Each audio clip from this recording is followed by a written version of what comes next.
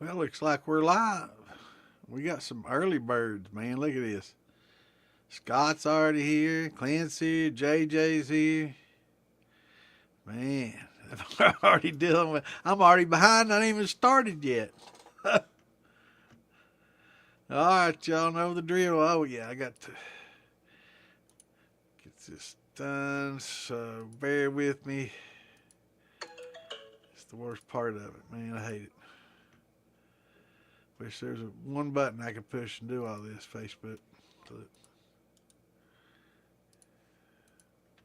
Should be preset. Every week, just hit one button, be able to share it to all the groups I normally share to, and be done with it. Unless I want to add or edit. But no, I got to jump through the same little hoops every week. And they're moving hoops because they allow me some more sometimes than others. So I don't know. Craziness.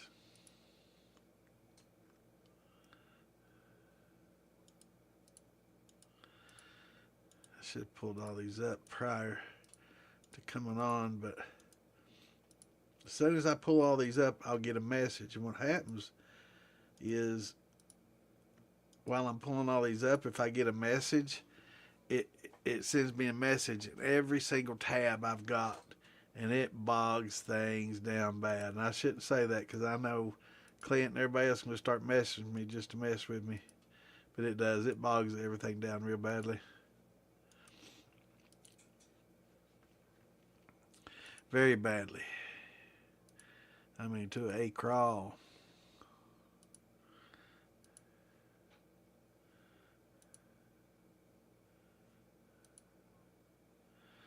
All right.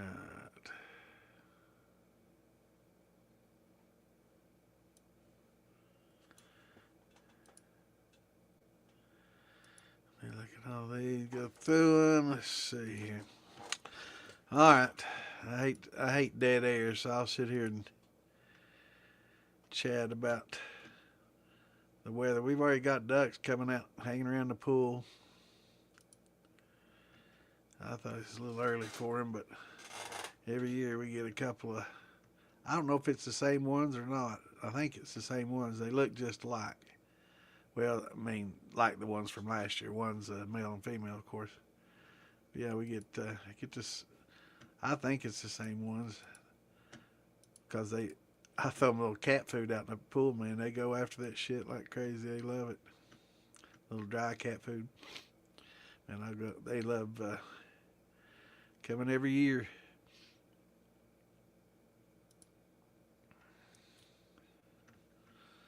That's pretty cool.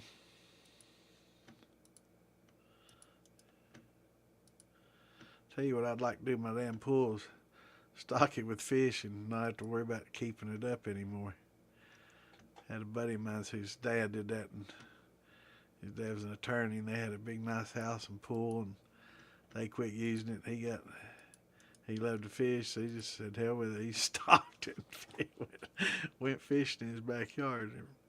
Put bluegill and bass in there, and I got catfish, and they'd go out in the pool and fish. It's funny. Oh, Hugh B.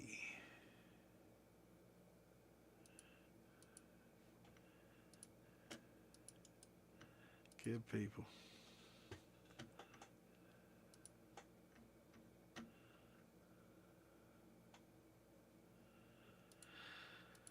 So, hope everybody's having a good week so far. Mine's been pretty eventful, which is a good thing, I guess. I guess it beats the alternative. That's for sure.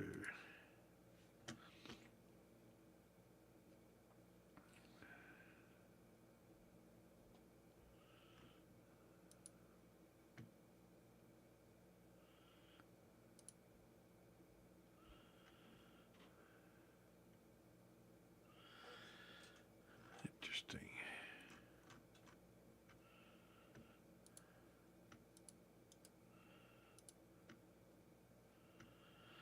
Well, let's see if this place doesn't approve my. I think one of my past videos is still waiting to be pending. They don't approve it. just not post anymore. That'll save me some time.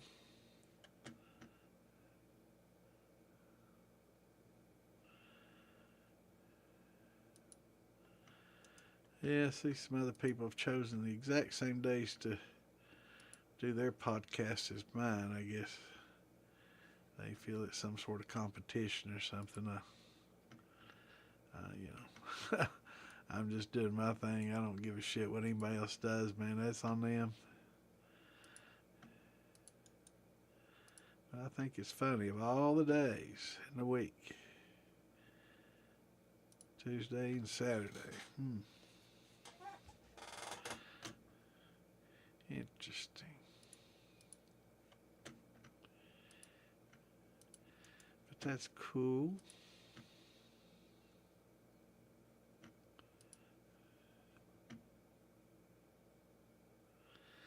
See, Amanda Bryant's going to be on a podcast coming up with the Cigar Vault. Be good to listen to. This Thursday at 8. That'd be a pretty interesting one to listen to. I like listening to Amanda. She's very knowledgeable.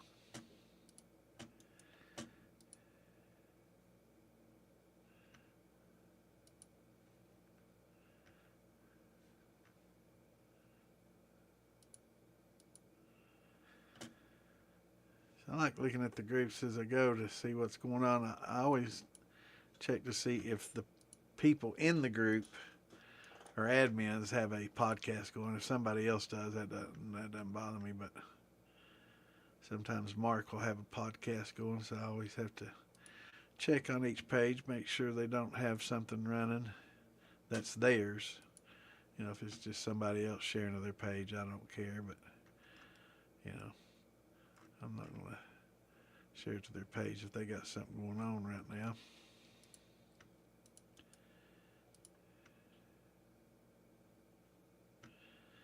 But we'll see how many they'll allow me to share. And boom, just as if on cue, boom. Yeah, that's all I'm able to share. Okay. Well, remind me at 9:08 to finish that. Way behind already. Yeah. What's going on, old Shane? Good to see you, brother. What's up, JJ? Good to see y'all. Oh, yeah, let's see here. Hey, I don't know if they're here yet or not. Oh, Curtis has a birthday today, and Matt Municky. Happy birthday to both of you. Hopefully you're here already, but maybe not. Might be out celebrating. What's going on, Stephen?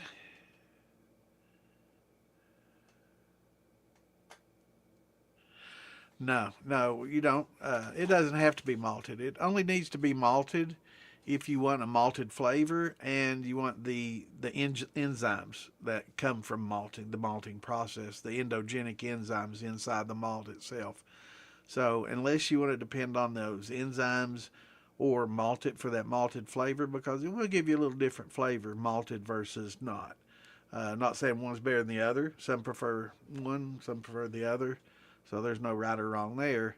But no, you don't have to have it malted. That's just if you want to use the malt for its diastatic power, which means its ability to break down the starches into sugars, which we can now use exogenous enzymes like the high temp alpha and the glucoamylase and just pretty much, use those and take care of it.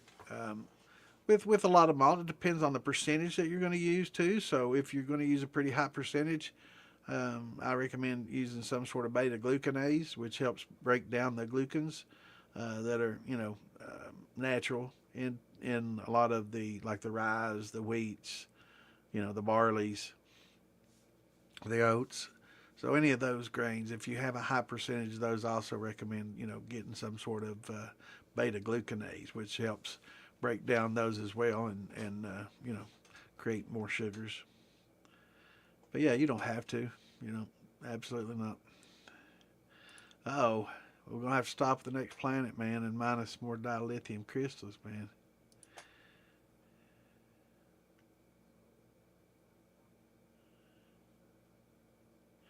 Hello, Miss Lisa. How are you this evening? Good to see you.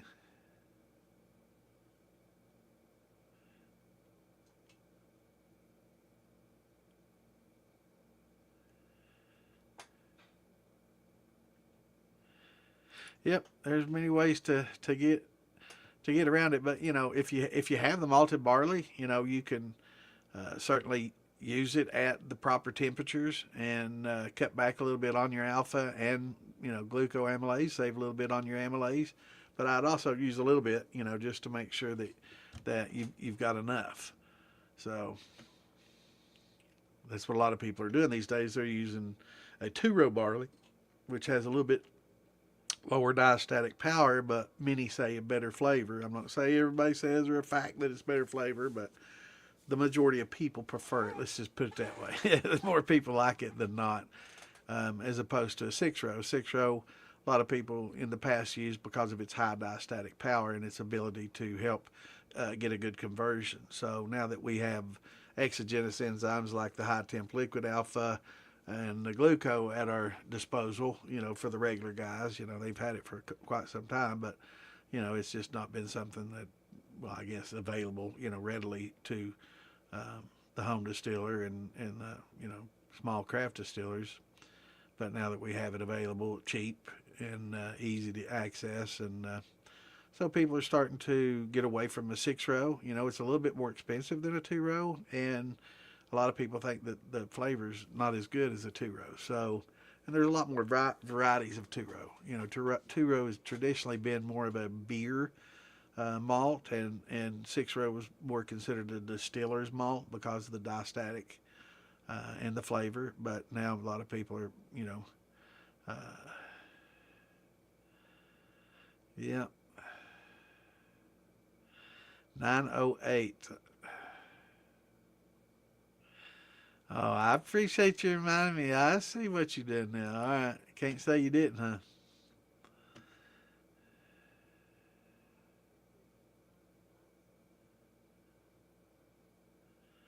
Who is they? Yeah, really, who is they? They is them people, those others.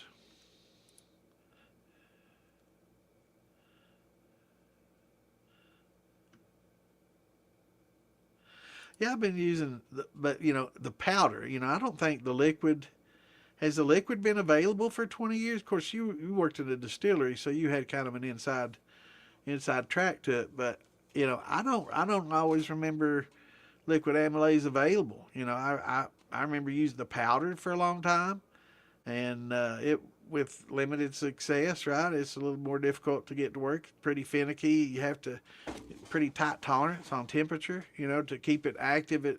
It's most active at like 150 to 55. You get over that and it kills it. You get under that and it kind of loses its efficacy. So it's like you had to tightrope walk, just to get a conversion. And now, with the liquid high temp, it's pretty easy. But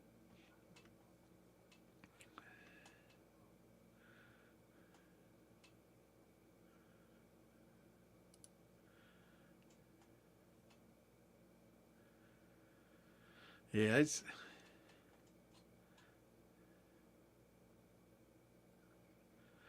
I'd say they probably, have been able to selectively breed and increase and it's not a lot of difference. It's like what 140, 120 something. Let's pull up the diastatic charts here for those that if I got it, if I can access it pretty easily. I need to try to organize these a little better so I can pull them up without having to sit here and look at them with my little feeble eyes. Lord, I got to increase the size of that font. I'll never see those. Wow, my old eyes.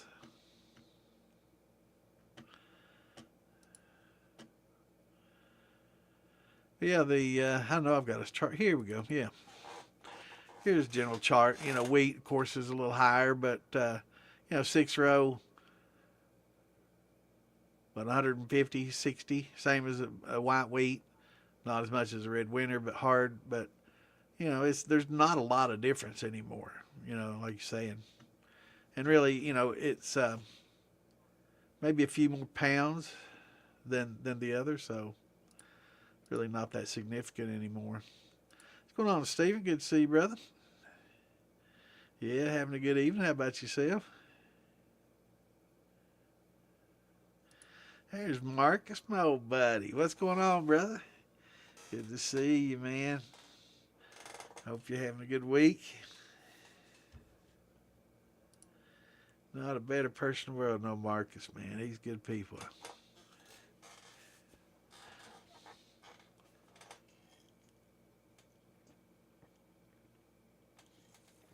It's good to hear, Stephen. So where's the newbies? All right, beginners out there, we know you out there listening. Shoot us with some questions. There's Mr. Kenny Parker. What's going on, brother? Good to see you. How y'all doing this evening?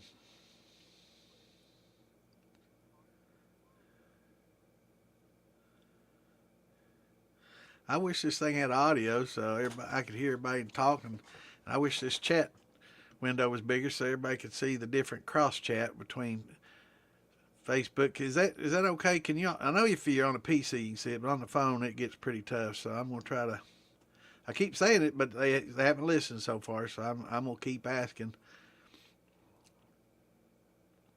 What's going on, Brian? Good to see you, man.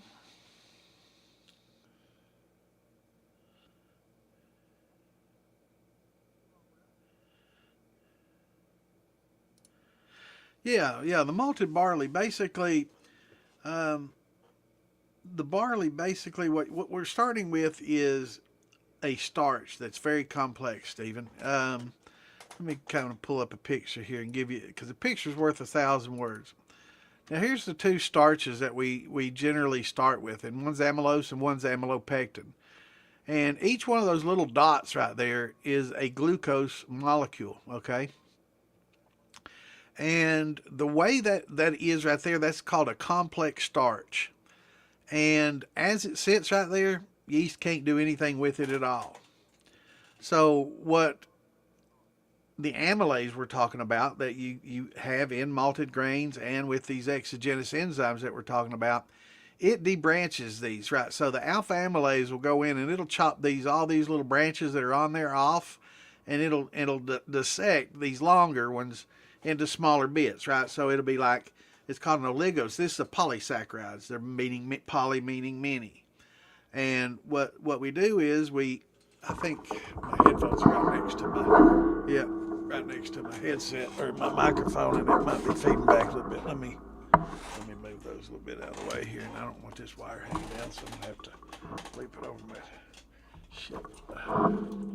hook it over my lamp there, so it's not my face. But so anyway, these are complex carbohydrates and starches, and the amylase, the alpha, will debranch, right? And it'll break these up into small segments called oligosaccharides, which mean between 3 and 12. So it'll break every one of these up between 3 and 12 glucose molecules long, right? So it's a debrancher.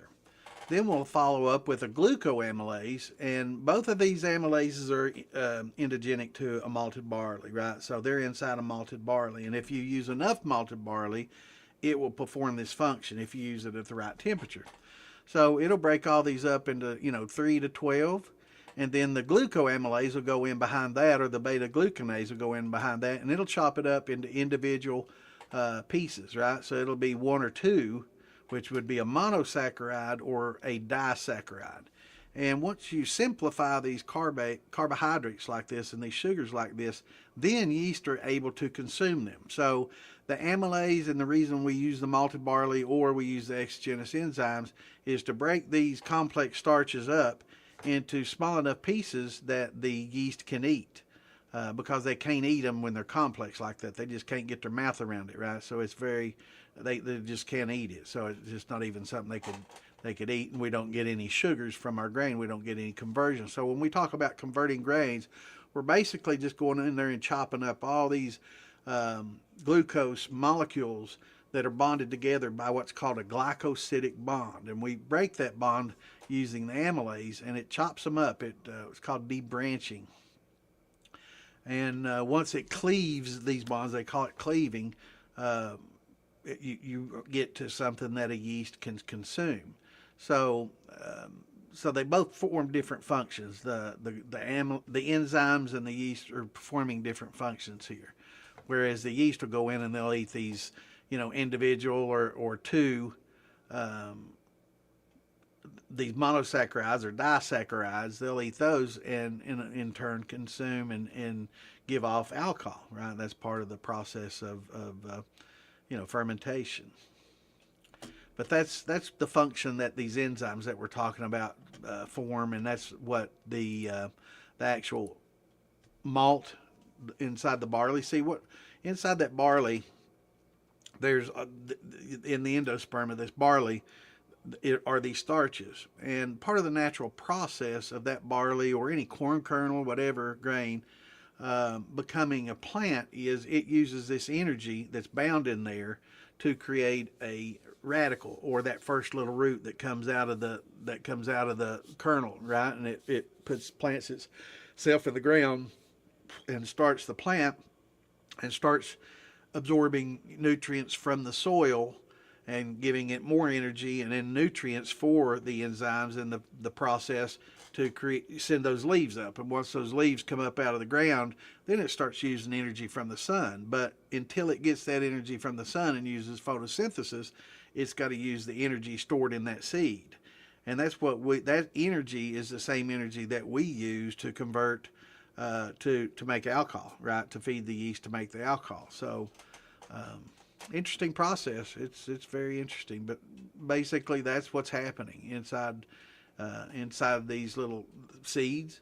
Is that all that sugar and is being consumed and used to give the plant energy to create the root and to send out the sprouts. And the natural enzymes inside that fruit or inside that seed are feeding this growth, and the amylase is breaking it down to where it can be consumed on a cellular basis, right? So it's not yeast that's actually consuming it there. It's just cellular energy. Now, when we eat, our bodies do the same thing. When we eat food, we got natural enzymes in our spit, in our digestive system, in our stomachs, even in our intestines. We have amylase enzymes, different enzymes that are breaking down a lot of these sugars. And in our bodies, let me show you the little graph here of that. In our bodies, we have an additional enzyme called glycogen.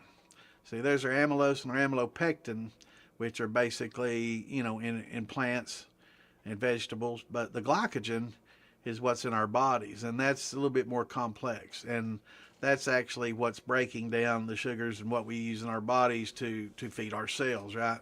So a little bit different, but basically, it's still complex starches that are being broken down, but a little bit differently how we break it down in our body. But those are the three different basic types of starches.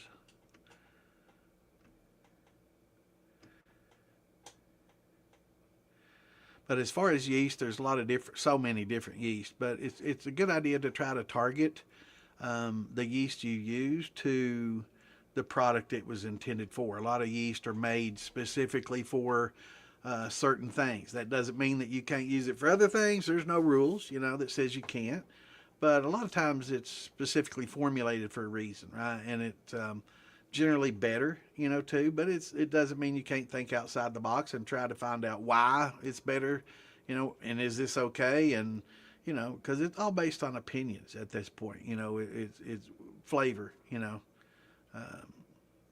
there's no facts on flavor other than sometimes 99 out of 100 would prefer one versus the other. That's still an opinion, right? So when it comes to taste, if everybody agreed on the same taste, there'd only be one jar on the shelf, right?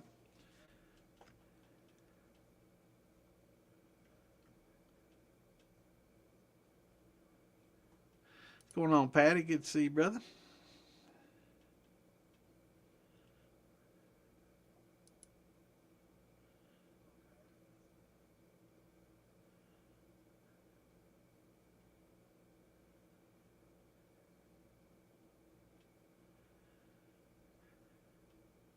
Right, right. Yeah, it's only going to affect the flavor. It doesn't make it more or less fermentable.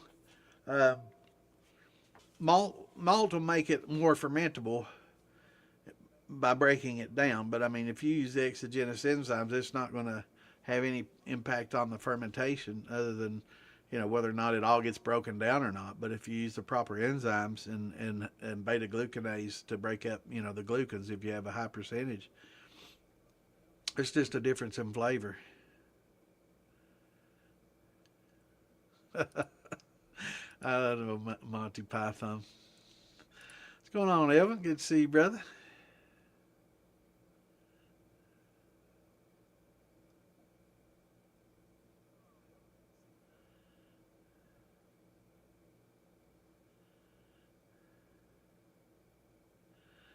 Yeah, man.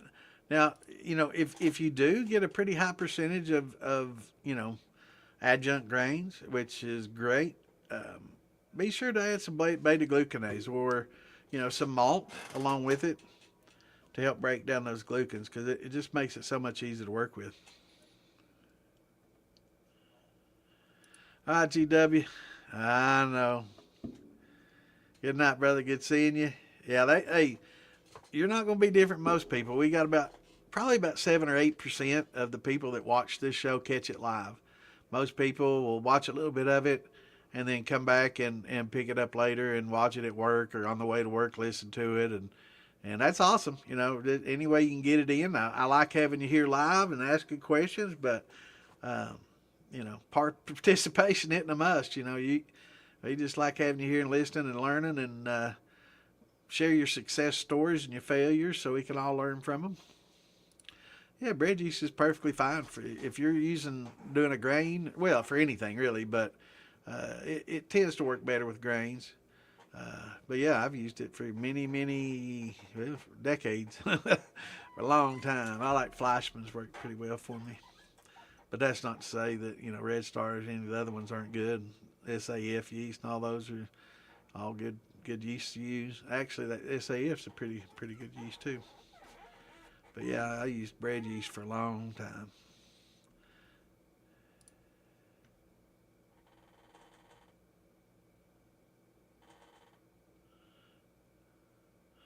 Yeah, them yeast are weird, man. They're funny.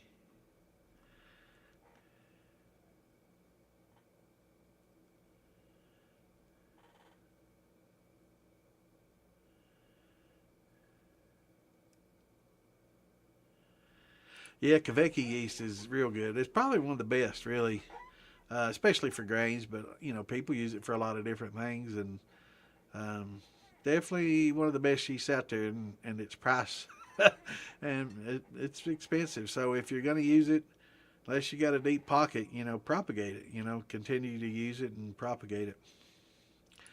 There's no right answer to that, Stephen. I wish there was. And like you were talking about, bread yeast perfectly fine for grains and and thin mashes and grain fermentation. Bread yeast is perfectly fine. It actually got a good flavor. Very does great with corns and grains because it's got that grain forward flavor. So it's excellent for that. Would I use it for a grape wine? No. There's better wine. There's better yeast for my white wines and my grape wines and champagnes and other things, or my meads. But for grains, bread yeast is perfectly fine. So, but you can use different. There's if there each company that sells yeast has charts, and on their charts they give you a general um, guide on which each of their yeast works best with each different fermentation, right? So Lalvin will have a D47 that's generally considered better for meads than probably for a grain, right? Not saying it wouldn't be good for a grain. It's just it's kind of formulated with more of that type fermentation, and a lot of times too, like rum yeast, for example, will have extra they'll put glucanase in with their yeast. So sometimes, you were asking earlier, is there a difference between yeast and amylase? Yes, unless they put them together in the same package, in which case, there's still a difference. But, like in some of the rum yeast, they'll add a little extra glucanase in there, so it'll help finish it, right? And it'll help break down some of the dextrins that normally wouldn't be as fermentable. So, they'll have charts on which yeast is best. If you're just going to buy one yeast and use it for everything, I would say an EC 1118 would be good because it's a pretty neutral yeast, so it kind of would not influence the flavor one way or the other, which not necessarily a good thing, but it can be a good thing if you don't want to influence floral notes into something that you want to taste like corn. So, you would want more floral notes out of like a white wine than you would out of a corn liquor, right? So, unless you just want to try something, do something different. But yeah, there's no rules. You can do whatever you want, and try it, and find out why some prefer this over the other.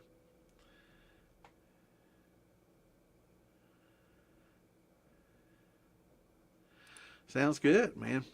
Yeah, wheat's great to use. It gets good flavor, especially malted. And I noticed, I think Alan Bishop put out something about malting wheat. It's very easy to do. And it makes it a smoother. It's just different. Not going to say better, but it's just smoother, not as grassy and harsh. Yeah, the EC 1118 is good in meads, ciders. It's a pretty good all around yeast. But if I don't recommend using just one. But for starting out, I would go with Fleischmann's and cracked corn. Both cheap. That way, if you fail a few times, it's not going to hurt your wallet.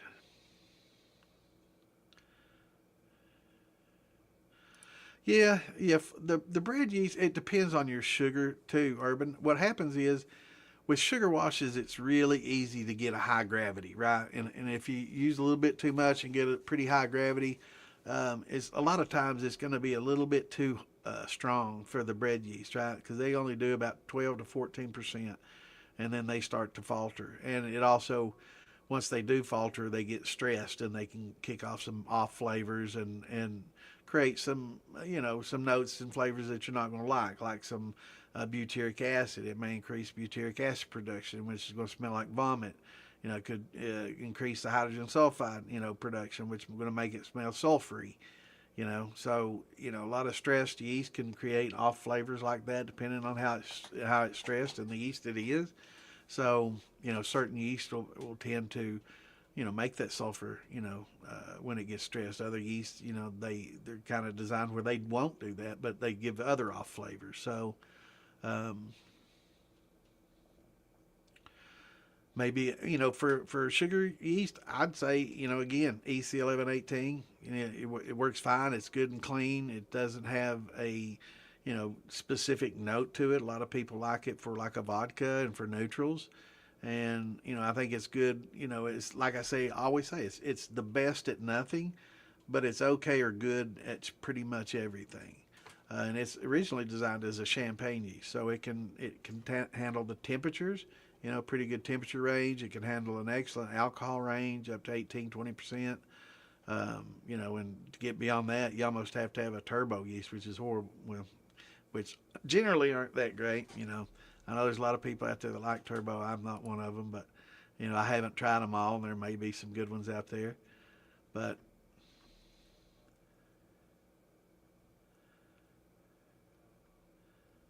yeah, it's just according to what you like. What's going on, Thumpin'? Good to see you, brother. Well, now them grapes make pretty good drink too, brother. I know a lot of people don't like wine. When I was younger, I wasn't a big wine drinker. Um, but as you get older, once you get real old like me, drinking straight liquor sometimes, getting drunk and it's hard on you. Those hangovers get a lot harder when you get older. Trust me, and they last for instead of a day, they can carry on for a day or two or three. So and two, your taste change, and now I like a lot of wine where I didn't in the past. So I enjoy drinking wine and love making it. I enjoy the process of fermenting wines much more than just converting grains. Converting grains is a lot of work, and then you distill it off. And but wines, with wines, you're drinking that mash, right? So it's not something you're distilling unless you're going to make a brandy or grappa. But it's you're drinking that mash, so you have to put a lot of love into it to get it to taste good, and because you're literally drinking the mash. A lot of people. Hell, a lot of people are scared to dip their finger in the mash and taste it. They're like, "Oh, am I going to get some kind of bad bacteria? Is it going to hurt me?" And all this. Like, man, if you ever drank beer, because that's how beer's made, and if you're doing it and you're scared of it, then you need to learn more about it.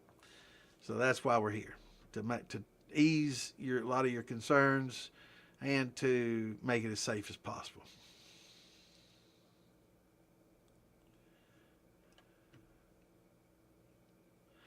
Yeah, I need to.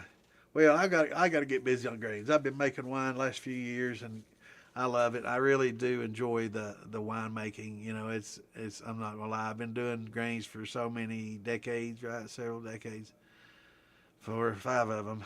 You know, it's just a nice change. Something a little bit different. Secret to growing big watermelons. I'd say, the soil, starting out with the right type of soil for them. I'm not a big farmer, but proper soil, proper pruning.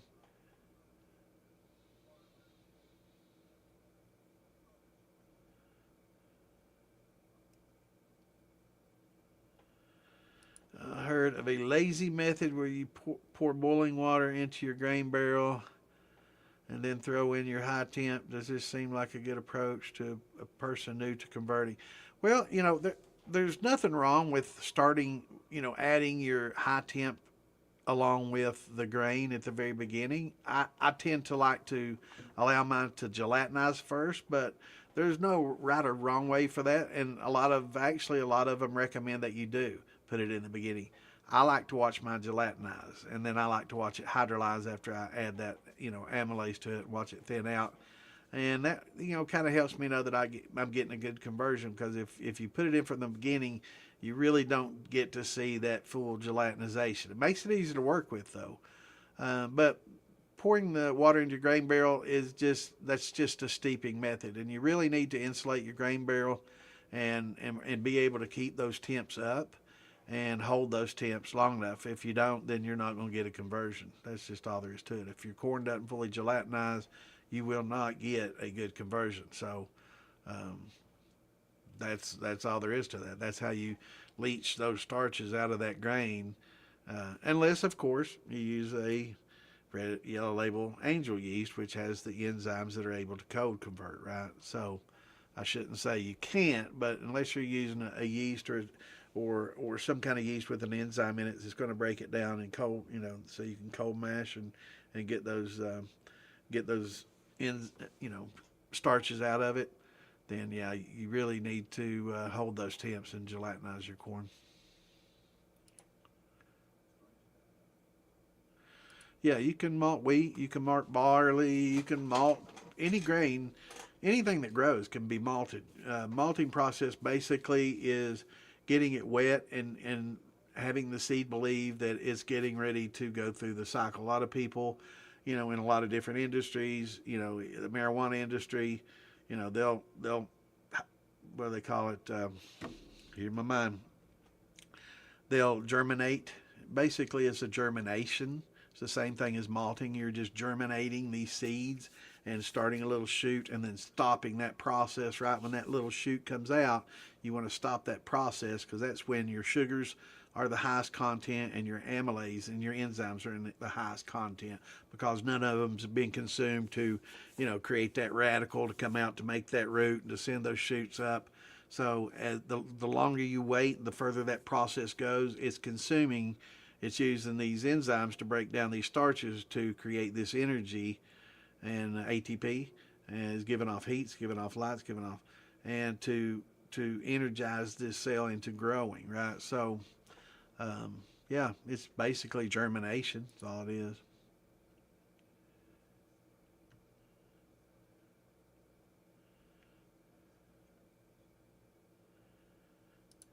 Yeah, yeah, definitely with your sugar washes. Yeah. Um, one thing, Urban, what you want to do is go to the farmer feed store and get some crushed oyster shells and take them home, boil them up, clean them up real good, and put them in a cheesecloth pouch, or just make it, grab a couple handfuls, throw it in, tie it up into a pouch, and throw that into your sugar wash, and that'll help buffer your pH and help prevent some of these crashes. And do that along with using the EC1118. Also, you want to get some sort of nutrient in there because the yeast will stress, and they need some sort of nutrient. Now, that could be simple as using dead yeast or crushed up handfuls of bran flakes. Both work quite well, readily available and cheap as hell. You can buy a big box of bran flake cereal, and that works just fine. Crumble it up good, or use the dust in the bottom, works great. Um, that's what I've always done, save the dust in the bottom because I don't like it in my cereal, but it works great as a nutrient. And there's some also, it's fortified with some vitamins and stuff. The only problem is, I shouldn't say big, they fortify it with iron, but not enough to really to bother your fermentation, but it certainly helps. But once you do that, if you save the trouble, like we talk about in the bottom, the yeast bed, you can propagate your yeast from that. You have yeast that are still alive from that, so we talk about how you kind of neutralize it by adding some water to it and getting that alcohol off of it. Distill water in there, pour it off, and get some of that alcohol, um, you know, thinned out, and then you can pour that off and save, just that yeast in a jar.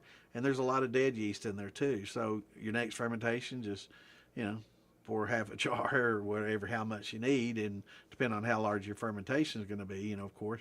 But just pour that in there, and it has your nutrients in it, and B, dead yeast that are going to help feed it. With a sugar wash, you're not going to get a lot of flocculants, but once you add little nutrients in there and those oyster shells, then you'll eliminate two problems. You'll eliminate stressing the yeast because of lack of nutrients, and you'll also not have that pH crash.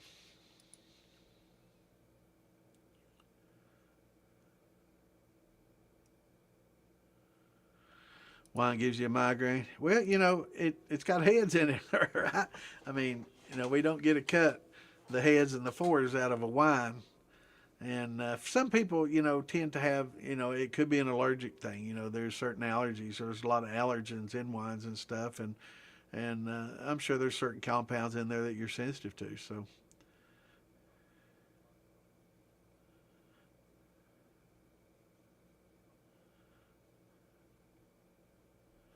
right, that's what matters most, isn't it?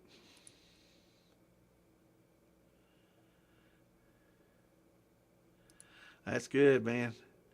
And that's the discipline. Being able to regulate it and do a shot or two and just put it down. That's good. A lot of people can't do that. Which reminds me, I need to take a shot. Oh, let's see here. I'll have to take me a little sippy sip.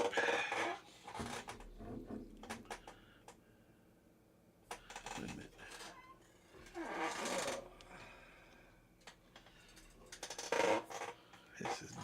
This Derek's here. I'm not saying I like it the best, but it seems to be the one that gets drinking the most. But his and Joe's are awful lot alike. Very, very similar. Wes says it's 140 proof. I can't drink it except on the weekends, man. That's rocket fuel. It's good though. It's very smooth for 140. It's crazy. Damn moth.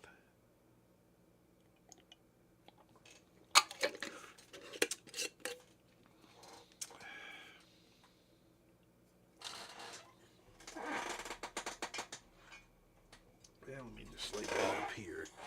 I have to get it too far away from me. Cognacs.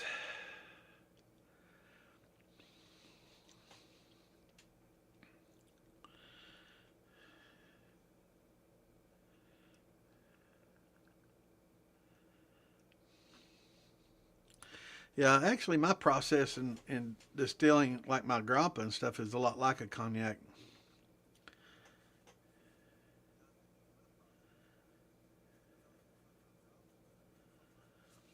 Yeah, man, they are good. Yeah, my process is a lot like it with cognacs. They'll take the distillate and they double or triple distill it, and they'll pour it back into the back set and redistill it and redistill it, um, to maintain that flavor and to get that. A lot of people think it's a muddied flavor, and to some it is, and to some it's just a deeper, richer flavor. Kind of depends on how you look at it and how you do it, I guess. But yeah, I understand what you're talking about, man. Yeah, the tannins, and a lot of people are sensitive to certain woods that are oaked too, like whiskeys. Especially like red oak whiskeys. I get if I use red oak, I get a lot of rash and flushing in my face, and it gets red very quickly and easily, and I'll get hives. So there's a sensitivity amongst certain people to certain woods, and that's not just the tannins; that's other things inside the woods, different compounds. But yeah, tannins. A lot of people are sensitive to tannins, and there's a lot of tannins in wines. You're getting a lot of tannins from the skins of the grapes, and that's why your red grapes will tend to you want to keep those in the wine during the during the whole primary fermentation process to get all that color from it, get a good deep rich color from it, but b get the tannins from it. In winemaking also we have tannins that we can add, and it basically comes in a bag, and it's very atomized. It's you have to you should wear a mask when you work with it, because it being atomized, it gets in the air very quick, and it's not something you want to breathe in, because they basically take water, mix it with wood. It's not like people always like sawdust. It's not at all like sawdust. They're basically making a tea out of water and wood, and then they take that tea and let all the water evaporate off, and the powder that's left behind will be a tannin, a heavy tannin, and it's just a very fine, ultra fine powder that gets in the air, and it's atomized. It gets in the air and it just floats. It's lighter than air, and it just, man, it's very, very small. Um, and when we talk about atomizers, like that, the problem they had with COVID was that it didn't settle easily. It was atomized. It would get in the air after a sneeze and just float in the air for a long period of time, and it's because it was so small and light that it would do that. And that the tannins are a lot like that, and you really should wear a mask when you work with them. But in a lot of winemaking, we add some of these tannins to the actual wine itself to give, certain bitternesses that you want. One of the more popular ones is not oak, but chestnut. Chestnut. That's what I use. Chestnut and chestnut tannins, and they are pretty interesting. And basically, that was like the old school way, the old barrels that they used to use that you're talking about, or that we were talking about a minute ago with cognacs. Um, they used to use, that wood instead of oak. Now it's a lot of French oak and regular American oak. But back in the day, it was chestnut before that wood became, kind of after the blight, became very rare and a lot more expensive to try to get and make barrels of. But most of your old barrels, and I'm talking about 17, 1800s, were chestnut, a lot of chestnut and French oak.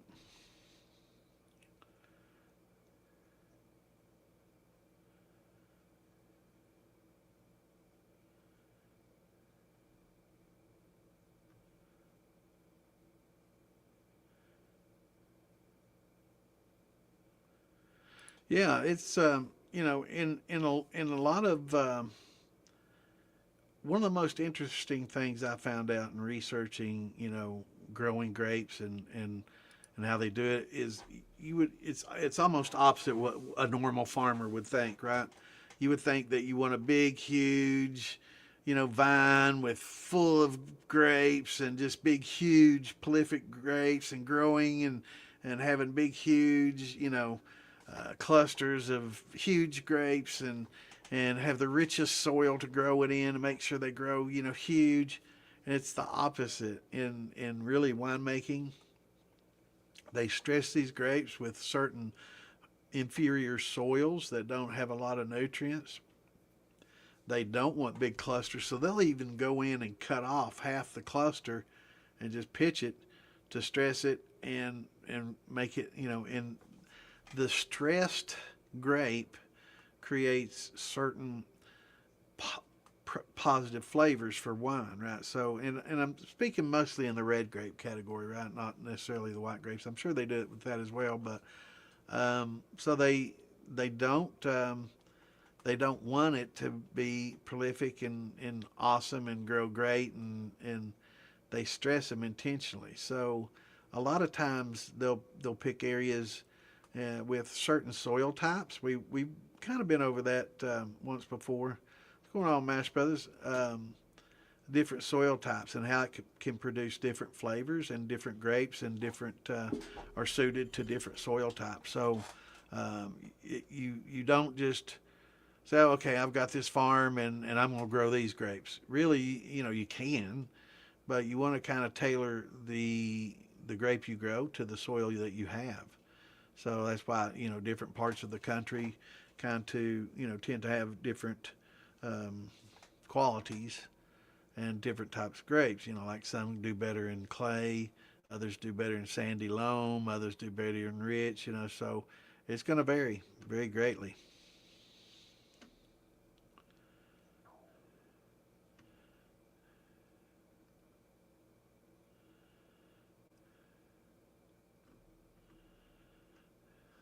What's going on, Brian? Good to see how things down. I just saw VRBO from Oceanside. Looks like a pretty nice place, man. Right on the ocean. And I'm sure it's pretty expensive too. But it looked nice, man. It was definitely inviting. What's going on, Mr. Aubrey? Good to see you, brother. How things over in the big city?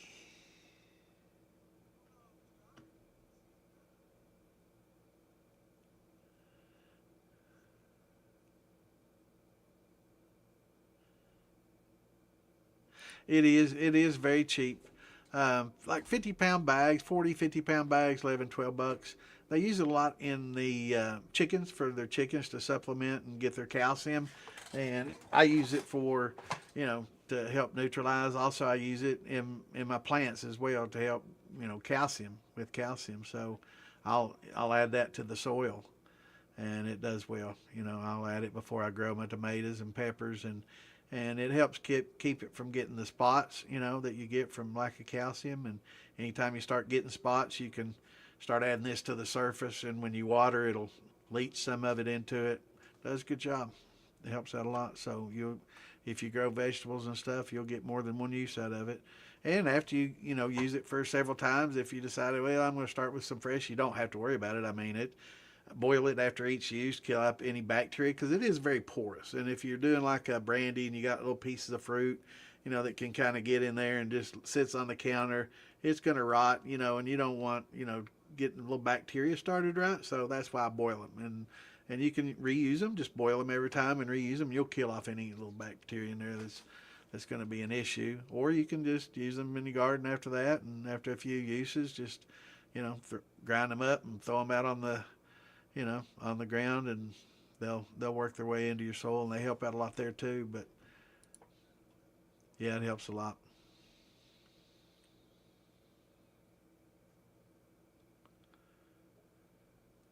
There is, there's a lot of different corns out there, and I would start with the cheap stuff, right? So start with some yellow dent number two, just regular kernels you can get at the feed store. Same thing as a deer corn, but you don't want to get that stuff that has the apple flavor and all this other shit put in it. Just a regular whole kernel corn. And Producer's Pride makes a good one. You can get Tractor Supply makes a different good one. They're all good. But yeah, just a yellow dent number two and grind it up. Or you can start with crack. If you don't have a grinder, you can just buy regular old crack corn, and it's very cheap. $12. $7 to $12 a bag, 50-pound bag, and it's cheap as hell, and it makes perfectly good liquor. And once you learn and get your feet wet, then you can start delving into some of your more expensive, heirloom corns, because those can get quite pricey. They can get pretty expensive. That same $7 to $10 bag of an heirloom corn might be $50 to $100 or so. You know, so it's a lot more expensive. Yeah, I said flocculent. Yeah, I ever watched Beavis and Butthead?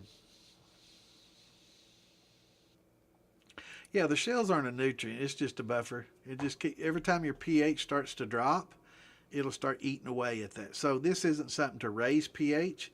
It's something that helps pH from dropping, right? So it's not used as as a pH riser like a baking soda or pickling lime would be. This is just something that prevents the acidity level of getting too low, because once the acidity builds up, then it starts eating away at this calcium carbonate, neutralizing itself.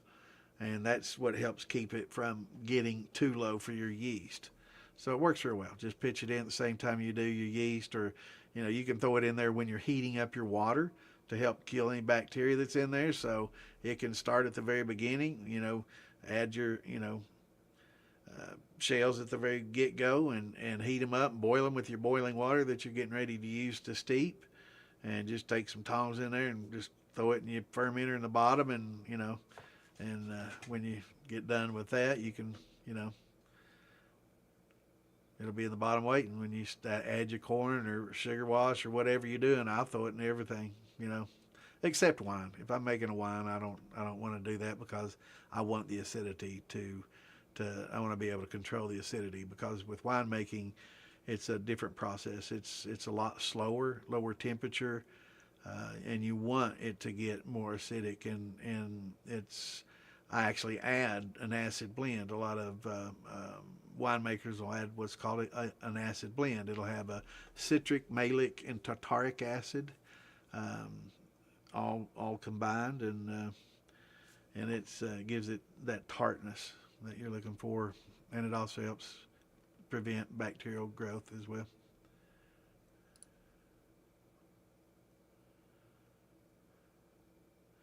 Yeah, and it's a lot cheaper. I mean, they make a bottle of this stuff called 5.2, and it's basically calcium carbonate. It's all ground up into a powder form. Again, it's not going to be like basic, like a pickling lime, that's going to raise your pH instantly, or baking soda that's going to raise your pH instantly. It's a slower acting. It's just a buffer. But the 5.2 is the same. You can take calcium carbonate and pour it on the top of water, and it just floats, right? And if you put it in a spoon and try to mix the water, it just sticks to the spoon, and then it does not want to commingle with the water very well at all. So it's not something that's going to be like a baking soda or a pickling lime that's immediately going to mix in and cause it an immediate reaction and raising the pH. It's just something that more or less buffers, and the 5.2 is the same. And it just buffers. It just prevents it from getting low.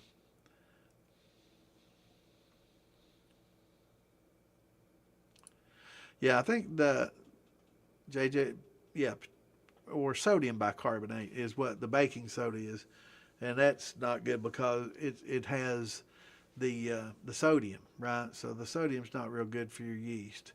So the pickling lime is generally better. I was just checking my clock to see if it was a little after 9 yet.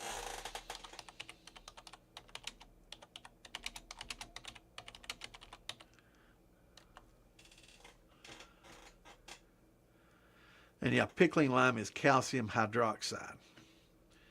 Yeah, I was thinking, I knew it's calcium. I was like, calcium, not a carbonate, it's hydroxide. Yeah.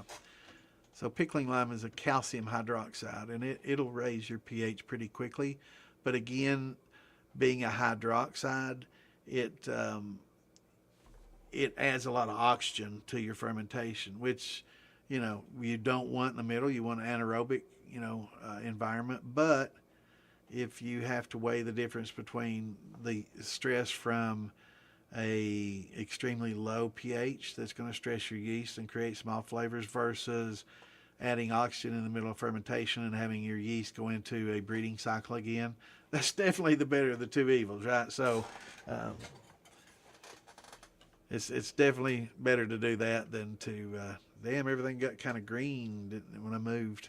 That's interesting. My camera kind of tries to adjust. It's everything's kind of green to you now. Pretty weird. What happened? Maybe when I moved back or something. Yeah, look at that. Look how did you see how the color just changed? How it went from green to that? That's my mood. I got a mood camera, man. If you piss me off, it's going to start turning green. That's pretty weird how it does that, man. That's weird. But yeah, the oyster shells really help a lot.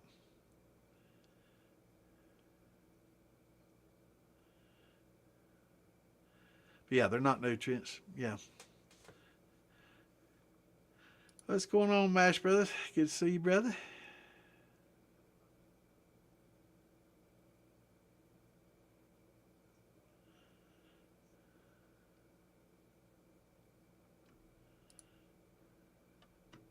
I can hear myself. I need. That turns down my headphones. Pretty cool that this microphone had a little plug in for my headphones and a little volume control on it for my headphones, and I can kind of hear myself talk, which is kind of good if I'm doing certain things like in the game or something, gaming. But I don't, podcasting it's not so good. I get like an echo, and I don't like it. But it's nice that it has that, and I can just turn it down so I don't have to hear myself echo over there. I don't know if that mic was picking it up or not. I doubt it. Does this mic sound okay? Am I loud enough? I have to turn it up and down between this and the game. Black tea, it's interesting.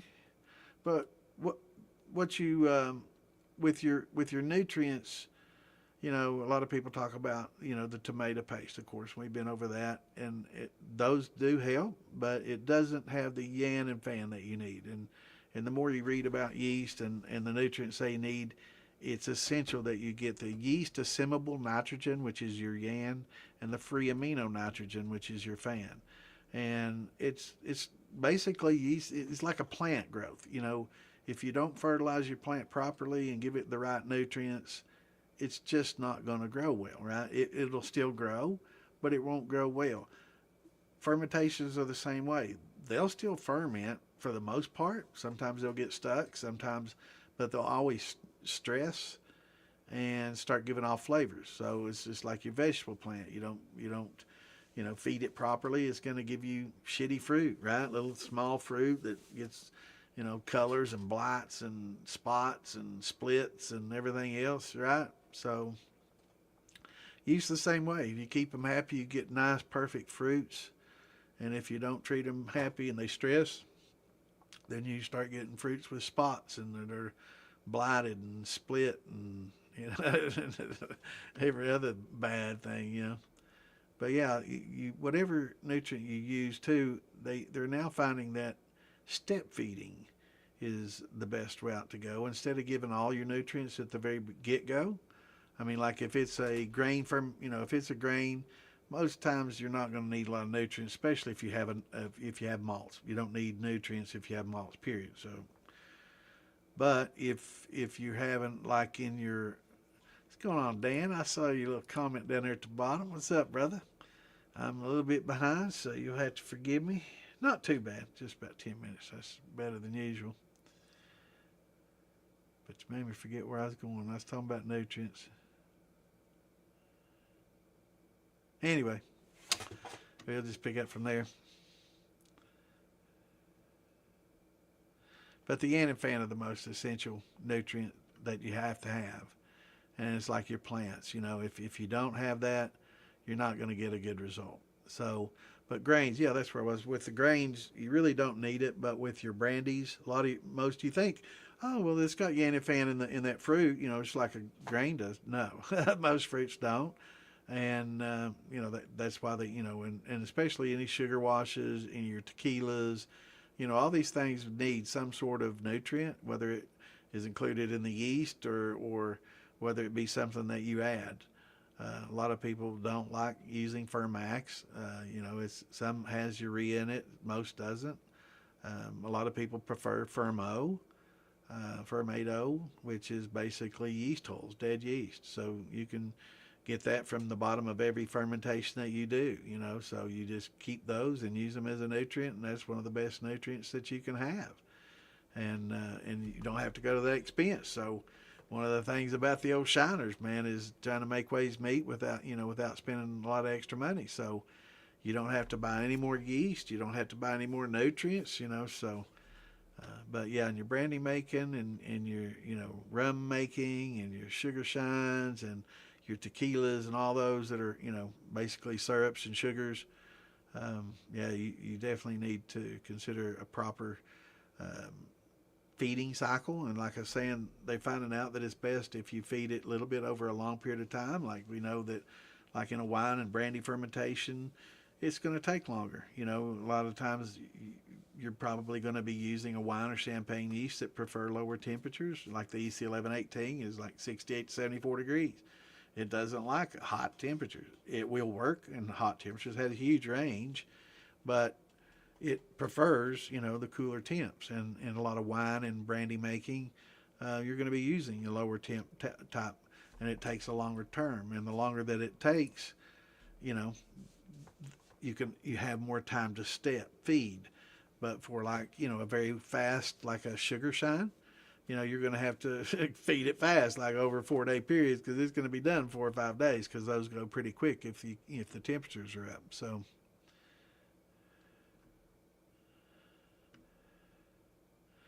Uh-oh. So you listening to us on the phone? Man, there's been a lot of bad storms going through. I know we were talking a few weeks ago, back during the ice storm years ago, man, we went with 10 days without power, man. I had to use a generator. Fortunately, I foresaw it because it was so bad and so widespread. Even though I lived in the city, I'm like, it's going to be a while, because my whole street, all the trees, all the power lines, poles down, and it was that way all over the state. And it's like, they're not going to, it's going to be a while, because this ain't the best neighborhood in town. So we're going to be low on the priority. I guess all the council people and the mayors and all those, their streets get fixed first, right? So that's just how it works, seems like. But yeah, and I knew it was going to be a while. So I went and stood in line, got an expensive generator because everybody got the cheap ones first. I wasn't, there early enough to get in line to get the good cheap ones. But the one I got was good. It was just expensive. And this one people didn't. It was a Honda and it cost more. I guess when I move like that, it changes green and red, man. That's crazy. But yeah, it was a good generator. But man, I had to use it for like 10 days. And people don't realize when you run a generator 24/7, it's like after every week, after every few days, you need to change the oil, right? So, because that's 24 hours. So you figure, oh, every year I change my motor oil in my lawnmower, how's that any different? Okay, so 52 weeks in a year, and you do it twice a week, but you're only doing it for half a year. So you might do it 50 and have 50 hours maybe in mowing if you mow an hour each time. So that's about 50, 60 hours of mowing every year. That's just 3 days on a generator running 24/7, right? So people don't realize it. So you have to change that oil. You have to shut it down and change the oil every few days, 4 or 5 days, if you want it to last. So it was quite something having to keep that generator running like that, and it sure makes you appreciate that low cost electricity that we have, because it was expensive too, filling that tank up 5 or 6 times a day. Get about 4 or 5 hours out of it. But it's what we do to keep our. And if I didn't have a refrigerator and freezer, I wouldn't have given a shit. I can live without it, no problem. But keeping that refrigerator and that freezer going, that's what meant the most to me. And I guess cooking. But I'd cook on a fire, but having that refrigerator, that was the main thing. Moving up, getting a bigger still this year. So a 3-gallon barrel is getting something I will be trying.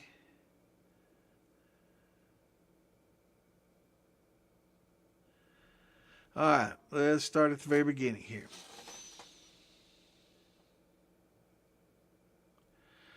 I would start with bigger than 3. I'll be straight up with you. I would not recommend anything less than 5, and highly recommend a 10. Um, it's just you're not going to get much production out of a 3 to 5, and you're going through the same amount of work. And when you start looking at it, not just as a hobby, because once hobbies become jobs and chores, they're not hobbies anymore, right?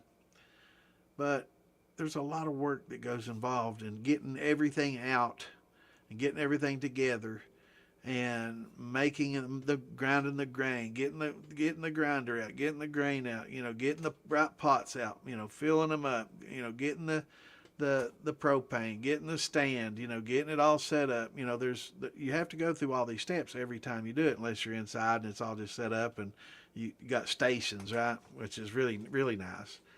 But most people aren't able to do that. But getting everything set up, you have to go through a big, long, drawn-out process just to, mash in and then get the coolers out to steep in and all this. So, I would not recommend just mashing in to match your steel. We've talked about that, and because it will keep, and you can do a whole lot more and make it a lot less work. That way you don't have to drag that mill out and get everything set up. It's just so much to it. But with a small steel, it's also hard to make cuts. And, I'm not trying to talk you down, but every single person, well, not every single, I'd say 99, 98, 99% of the people that start out with a smaller steel, like a 3 to 5, within months, they're like, man, I wish I'd have gotten a 10 or a 15, or wish I'd just gotten that keg instead, or that Bever football instead, because, this is, I need more production. It's a lot of work, and I don't want to have to distill twice a week just to keep up with my drinking. And even if you don't drink a lot, it's just so much more rewarding, and you don't have to do it as often. If it's an obsession and you enjoy doing it, then that's great and fine. Get a barrel and fill it, But I would definitely recommend a 10 or a 15, get a keg or that Bever, 10, 15, 18 and a half. Because it's going to be something you're like, man, I spent this $80, $100 getting this 3-gallon or 5-gallon when I could have just, like the Bevers, you look at the 10 versus the 18 and a half. It's like $30 more. So instead of spending the 180, getting the 13 or 10, spending that $30, $40 more and getting that 18 and a half, double your production, right? From a 10 almost, you get a lot more production out of it. But it's easier to make your cuts too. That's one of the biggest factors is it's so much easier to make your cuts, and you get more product, you get more, and you're having to actually go through the process less, which can decrease the risk of you getting caught, right? The more you're having to get out there and do it, the more chances are you getting caught. So if you just have to do it once or twice a month, to get what you want to drink or to fill up your little barrels or whatever you're going to do, then having to do it every week, you're also lowering the risk of getting caught.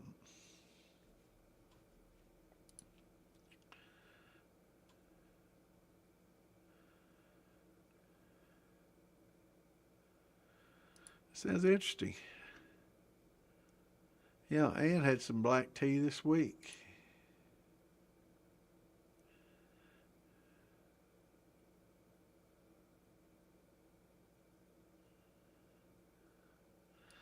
Yeah, run a test on it. Now that anytime that, this is a good example. O'Sheen, he'd been running a steel, been running it a while, and everything was fine. So he added a thumper. And didn't realize that, when you add a thumper, you're increasing the pressure on the system, and there was a leak, and so he had to shut down and was going to vent the top to prevent uh, it from imploding, and it ended up spewing all over his leg and burning him. So it's all very good to test it. Anytime you make any kind of changes, test it. But yeah, good. Glad you got your valve, and I'd put, not just the pressure. I'm not sure if you got a vacuum release valve or just a regular hand-operated valve. It's good to have both. That way, if you forget to do your hand-operated valve, you know, it's easy to get your mind on other things when you get old, which you don't have to worry about for a while. But, yeah, it's nice to have that backup in case you forget. But I wouldn't want to depend on that $5 vacuum release valve either. Absolutely. Be a real good proof.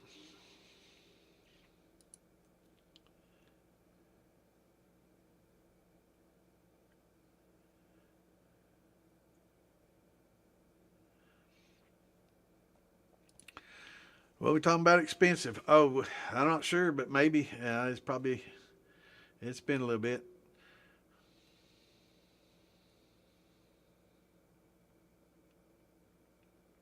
Yeah, it definitely helps. It definitely helps your fermentations. I wouldn't steer y'all wrong. It definitely it helps it keep from the pH balance for sure. It definitely helps.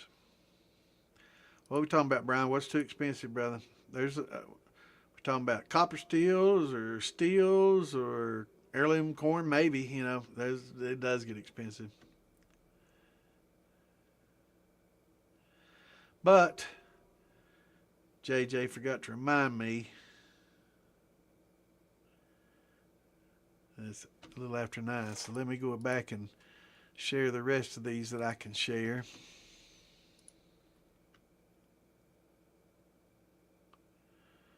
If they'll let me. Hopefully I still have that saved.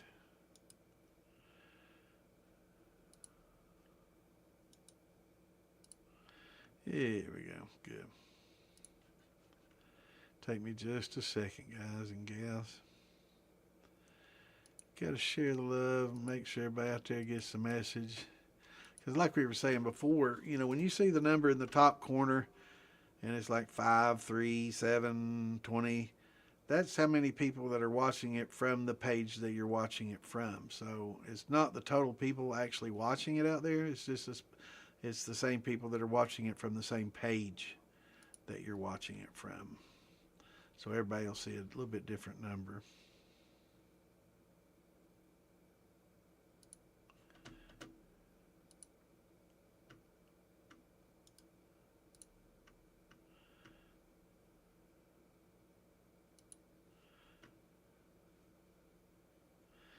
It'll be a little bit different. And YouTube sees different numbers too. And strangely enough, YouTubers can't see each different YouTube channel. And I think Facebook can see each different Facebook channel, but YouTube's a little different. And people have been talking about YouTube. They even break it up in regions. So certain regions won't be able to see it even if you are on the same YouTube channel, which is very crazy. But that's why we have this text in the middle of the screen there so everybody can see, and that'll help. That'll definitely help everybody see what questions and comments others are making. And I'm definitely going to, actually I may make a call or a special. I may have to step up my requests to StreamYards to get this expedited, because I know for a fact, because I've done programming before in computer programming, I know for a fact that it'd take them about 5 minutes, if that, to make this chat box larger. And there's a lot of people out there that use StreamYard for classwork and stuff that would like to be able to size the comments and questions from class and the participation. So I'm definitely going to throw that angle at them and say, look, you need to fix this. I definitely appreciate that they did add this, because that was one of my requests. And then they added it, and I'm like, it's not big enough. So they made it to where it was like small, medium, and large fonts and regular tall and wide size. But this is regular, this is tall, and this is wide. So I'm not sure which is best, but I think we need wide and tall at the same time. I wish I could hold control down and click on both and make it both. That would be nice. But yeah, and I want the font to be big so everybody can read it on their phones, because You know, that's pretty tough to see a lot of that on your phone.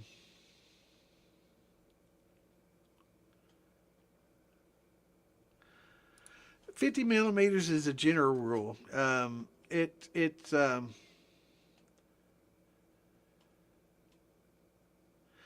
5 gallon steels are very difficult because there's such a fine line, and there's small amounts, right? And so one tends to get into the other because there's such small amounts. You have to use smaller jars basically to make proper cuts. Whereas on the larger the steel, the more distinct the cut's going to be, and people generally use pints or quart jars. With a 3 to 5 gallon steel, you should be probably using half pint jars and sampling it in between, because it transitions quickly, and then you're done, because you're not producing but a gallon and a half, so it's just not going to produce a lot. And what you do get, really need to chop it up into smaller jars, to figure out what your cuts are. So that's one of the reasons I really recommend a bigger steel, is because it definitely makes your cuts easier to discern. Um, but yeah, 50 millimeters is a general rule. It will vary. Brandies tend to have more heads and fours than like a sugar wash, for sure. And grain's kind of somewhere in between. So it's going to vary depending on, and even depending on how stressed your yeasts are. Sometimes you'll get more head production due to a stress, and off flavors and different congeners. So there's a lot of variance in it. So, but 50 mil is just a general rule.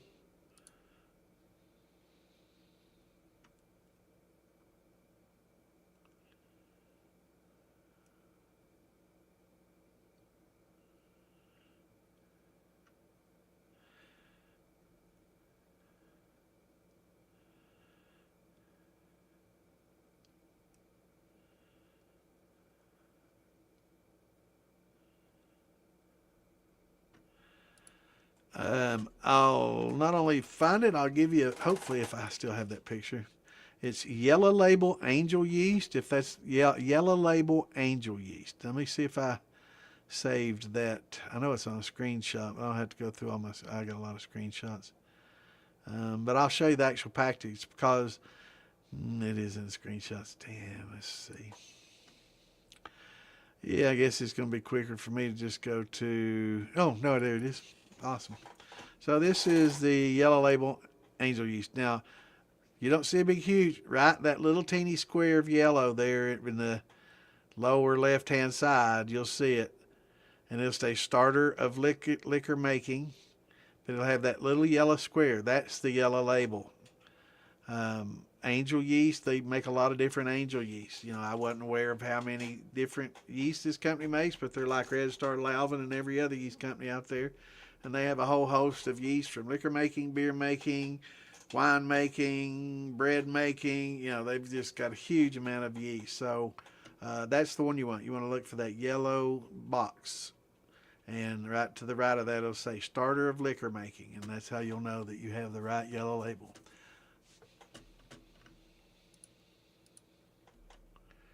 I will say a lot of people like it. A lot of people don't like it. Some people say it's great, simple, but it takes a while. Other people say they don't like the flavor. Now, I don't know if the flavor's bad because it got stressed one way or the other, or they did everything right and it's just not good. I've got a brick of it. I'm going to try it this spring, and we're gonna find out. What's going on, Jason? Good to see you, brother. Second run. The first was a strip. The second was a spirit run. Ran it slow, and it turned out perfect, man. I love to hear that. That's awesome, brother. I'm glad to hear that success. So now you're hooked, man. That's all there is to it. Now you got the fever. You've already gone down the rabbit hole, man. It just gets deeper and deeper, man.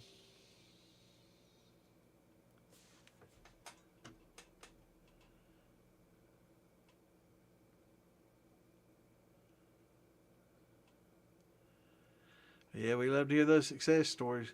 But, we love hearing the failure stories too, because we learn from those. So, but we don't like it that people fail, but that's how we learn. Yeah, yeah, it is. You know, it's I've seen so many times. You know, people get a 3 to 5, and within 2 months they're like, I should have gotten a 10, or I should have gotten a 15, or I wish I just gotten that keg, and you know it was cheap. It'd been fine to buy the tower or go to Phil Billy or Wayne or somebody and get me a little head to put on it, or I wished I'd have had somebody to ask, before I jumped in. But it's okay. It's not the end of the world. It's just 50, $80, And a lot of times you can convert those little small steels into a thumper once you get a bigger steel. That was the bright part. It's like, don't look at the negatives. Let's focus on the positive. You got a bigger steel now. And B, you can use that 3 to 5 gallon. Now that you got an 18 and a half, you can use that 3 to 5 gallon steel as a thumper, right? So let's just put an infusion port in the top and put a drain in it, and now you've got you a good little thumper, right? So let's make lemon juice out of lemons.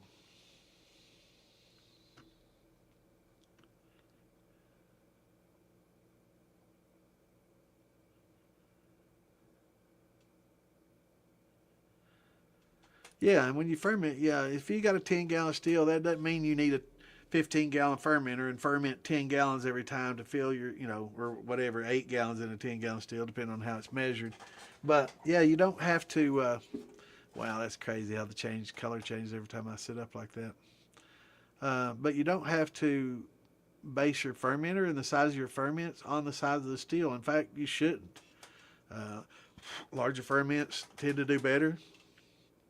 They often have less variance, less influence by negative factors. So it's best to do a larger one. So if you have a 50-gallon barrel and you have a 5 gallon steel and you do 40 gallons in that, then you can do 8 runs, right? If you can get 8 4 gallon runs, and then it'll have a little bit left over and mash in again on top of and sour mash it in, or at least use the same yeast and nutrients again. When doing multiple stripping runs back to back, will the whole system need to be cleaned in between? No, no, you don't need to. No.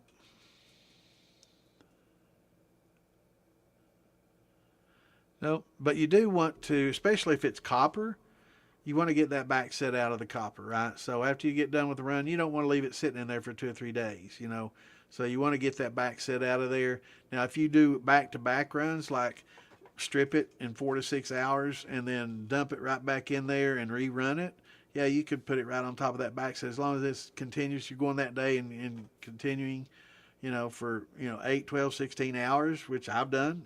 I've done 3 runs in one sitting, triple runs in one sitting.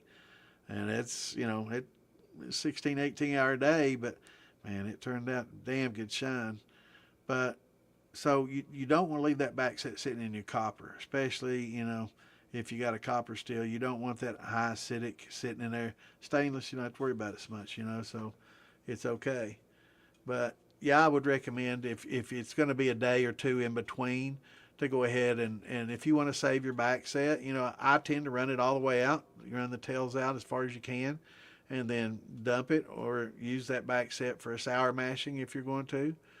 Depends on what your plans are. Uh,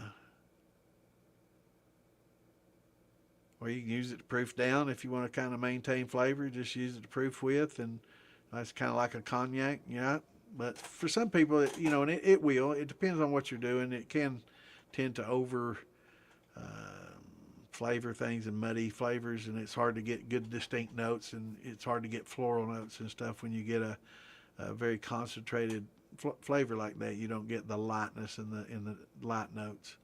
So everything's different. You can experiment. That's the beauty of it. You can try different things.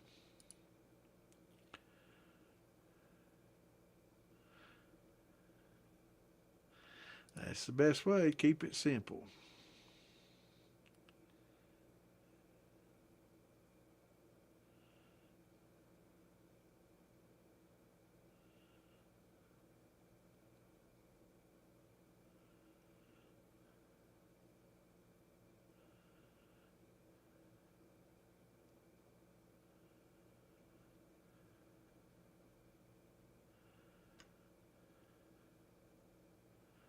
Yeah, but if it's sitting on copper and it's going to be a few days, definitely get that back set out and rinse it out. Because that heavy acid sitting on copper, not good. But if you got it stainless, it's all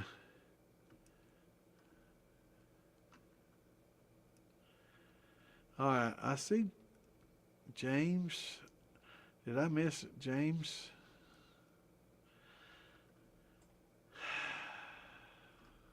Clint, I see you say, hey, James from West Virginia, but I didn't see James post.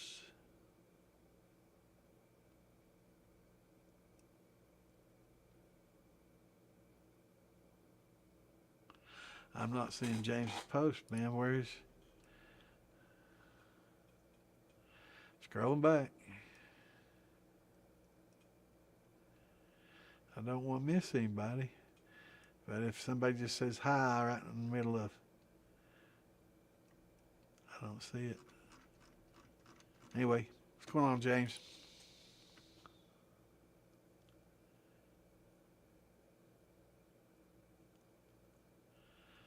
Oh, a wood barrel. Now, oh, for aging. Okay, I'm sorry, brother. Yeah, for aging, 5 gallons is great. 15s are good. It depends on how long you want to age it and your expectations. The bigger the barrel, the longer the aging period, the better it's going to be. But the smaller the barrel, the shorter the aging period, and the sooner you can fucking drink it. So, you got to kind of balance in between the two.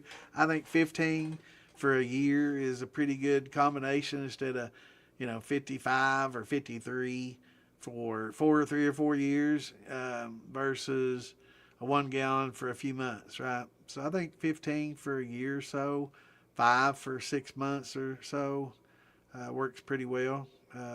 With the fives, you might want to check it a little, every after a couple few months. Make sure you check it every few weeks so it doesn't over oak on you. I'm sorry. Yeah, man, my mind, I see different. So you got to be very specific. But yeah, I see what you're talking about now.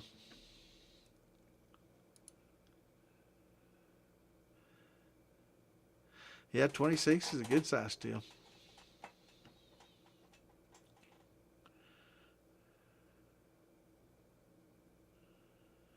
Those are fine. My whole point is, Elvin, that those are very cheap and they work well until they don't. And I wouldn't want to, if I had a $3,000 40 gallon, copper steel, I'm not going to depend on that $5 part, you know, to rely on that to release the, vacuum or the pressure. And it's not really a pressure relief, it's vacuum that we're talking about. And that's basically the opposite of pressure. So instead of pushing out where it's a certain to pressure, it releases, kind of like a pressure cooker does. This one's the opposite. It's vacuum. So as soon as it senses a vacuum pulling in, it opens up, right? And it prevents you from imploding.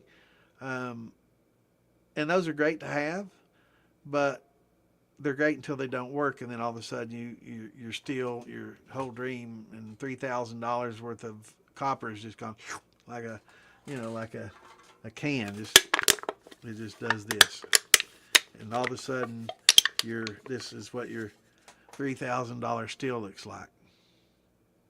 It's not pretty, man, and I've seen it happen a lot to a lot of people. I've got good friends it's happened to, and they did exactly that. Thousands of dollars. Watch it just. This is their new steel.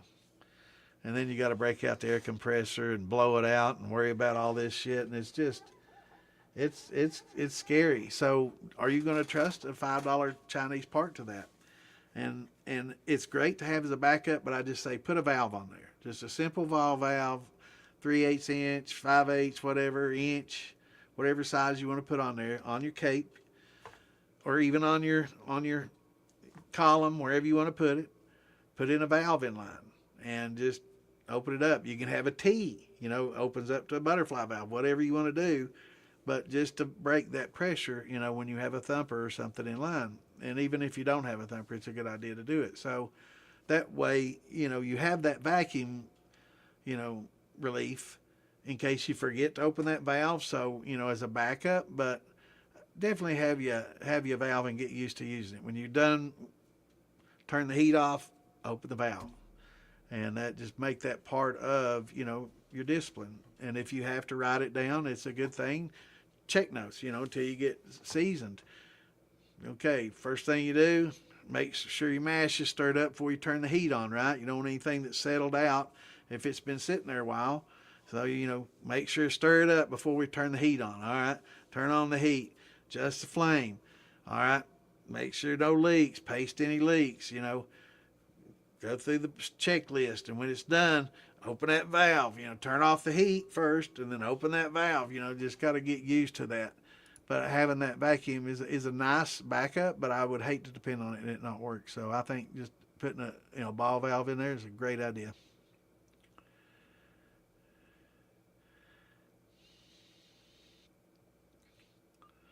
Oh, there's James. Now, how in the hell did you type that before? That's crazy.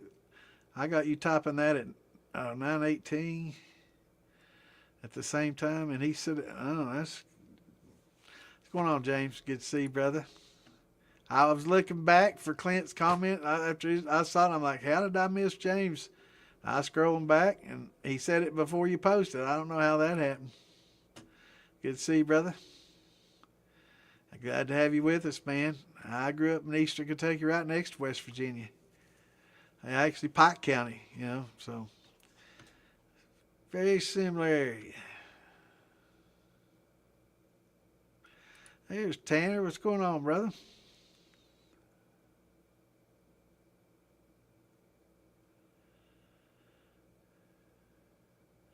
That's good. That's good, brother. That choice is very important.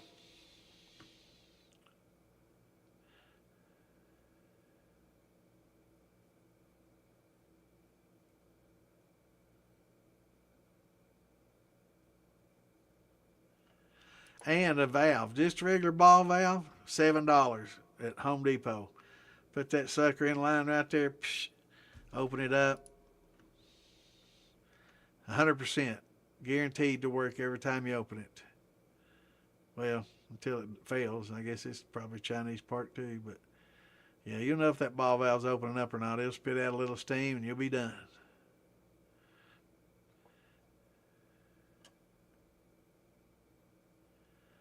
Yeah, it'd be very, very difficult. It's very difficult.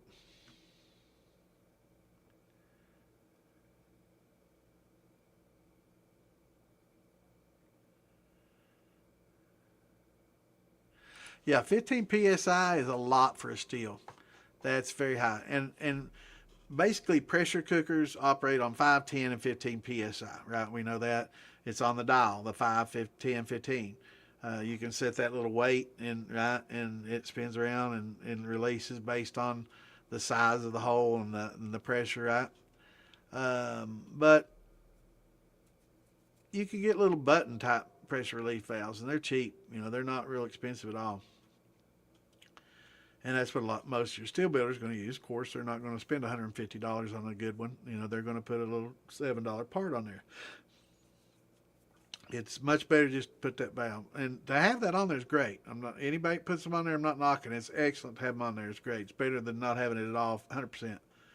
But having just that ball valve to prevent $3,000 crumbling up and having to try to blow it back out and hammer it out, yeah, it's best $7 you'll spend, except on that maybe fire extinguishers a little more than that. But yeah, there's certain things that you need to do.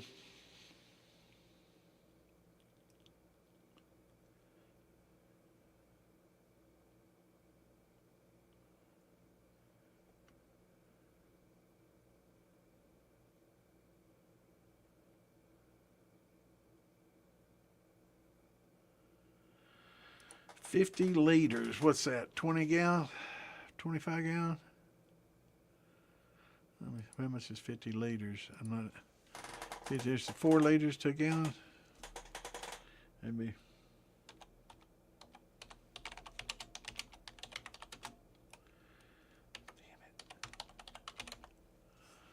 13 gallons. 50 liters, 13 gallons. It copper.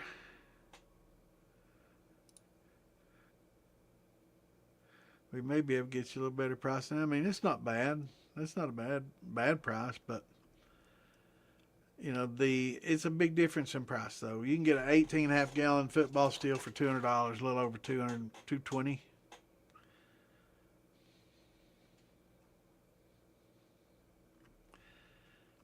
But I mean, if you can afford it, you know, copper's a great way to go. Definitely the best way to go if you can afford it and you want to spend the time in the maintenance and working on it, and you're it's definitely, you know, the best way to go. But it's expensive and time consuming and more difficult. And now that we have copper, you know, mesh that we can use in the vapor path, it's becoming less and less um, of a difference in it's not quite as superior as it once was. I guess the best way to word it.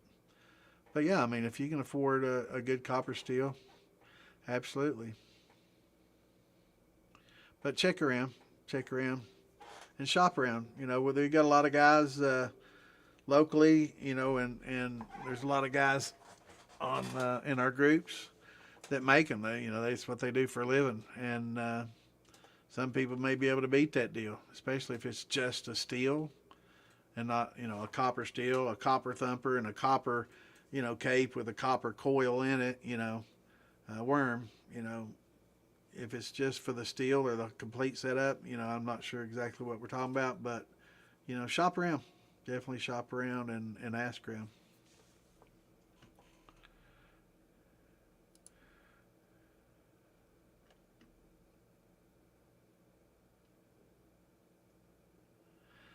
Yeah, I've got a lot of stories, man. I've made about every mistake there is to make. You know, most all my experience comes from making those mistakes. Made a lot of them at the very beginning. You know, I scorched the shit out of my first several runs. I didn't know how to cook corn, and I scorched the hell out of it cooking it. We did it anyway. But yeah, I've got a lot of fond memories. Oh, it's that time, ain't it, brother? Well, good night. Thanks for tuning in, brother. Good seeing you. Give me a shout sometime.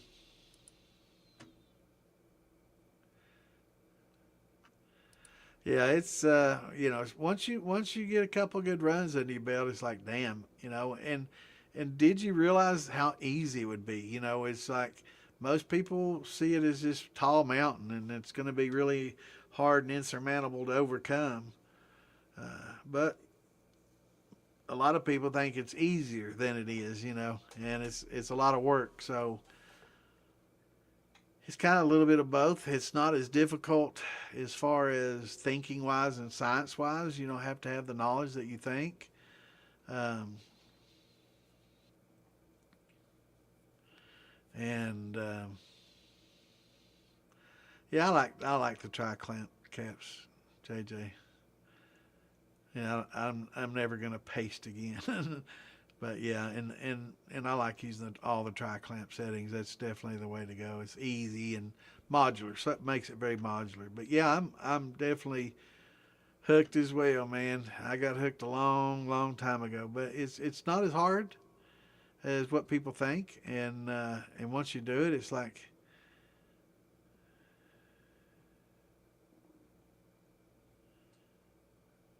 what's the weirdest thing I converted?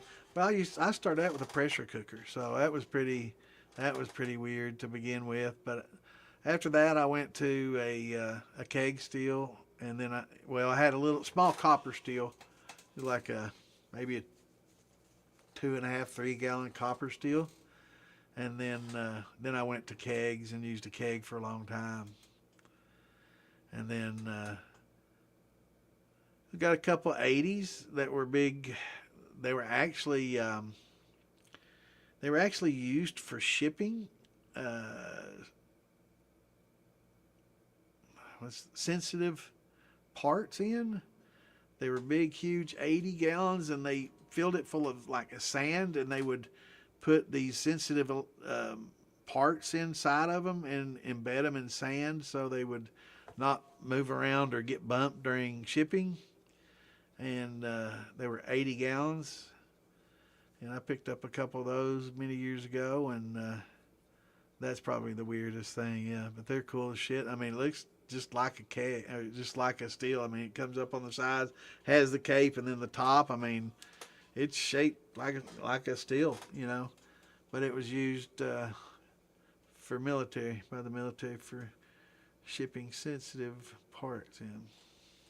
Probably warheads. Who knows? Probably some freaking nuclear warhead or something. Who knows? But I think it's military stuff.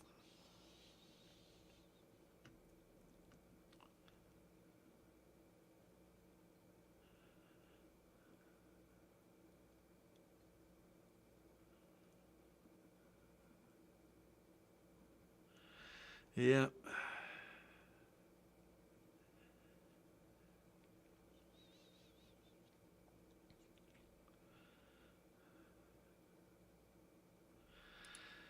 Yeah, man. Make lemonade, baby. Make some of that hard lemonade. Oh, man.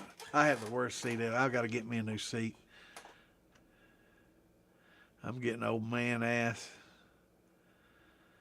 It's difficult for me to sit down. I got pads here, and it's just not enough. His seat definitely, after you sit in them so long, they lose their padding, and the pillows just don't cut it. Yeah, I think stainless with mesh is the way to go. I mean, having copper's great. It's definitely better. You know, I'm just going to say hands down, it's better. You know, there's no doubt about it. But it's not as much better now as it was 20 years ago. Now that we have the, you know, well, I mean, we've always had the tri clamps and stuff, but it just wasn't available to everybody. But now that we have a lot of these things available to us at a low price, and China's making cheap, you know, inexpensive steels that are okay, right? That are decent and work with these tri clamps well.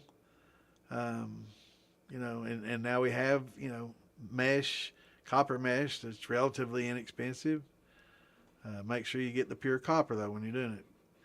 But yeah, it's copper's become less and less more advantageous to use, right? So it's not as it's not a king as it used to be, but it's the best. But there's a lot of expense and there's a lot of maintenance involved. So you know, if you're getting old like me and you don't like putting up and doing a lot of that shit, then it's probably not for you.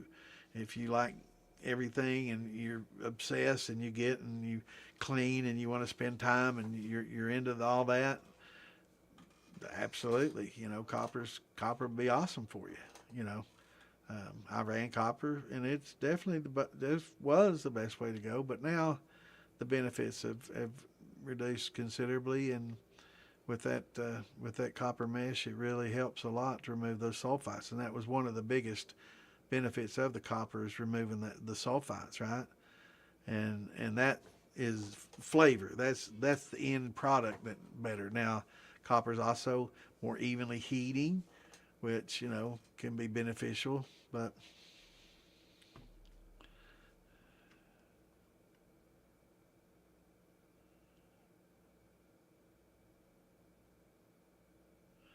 I think you did, man. You had me scrolling back. I was looking back, and I'm like, where in the hell? I don't see James, man. How the hell are you commenting before he even posted? Damn, man. I was like, man, I was starting to think he's a little psychic or something here.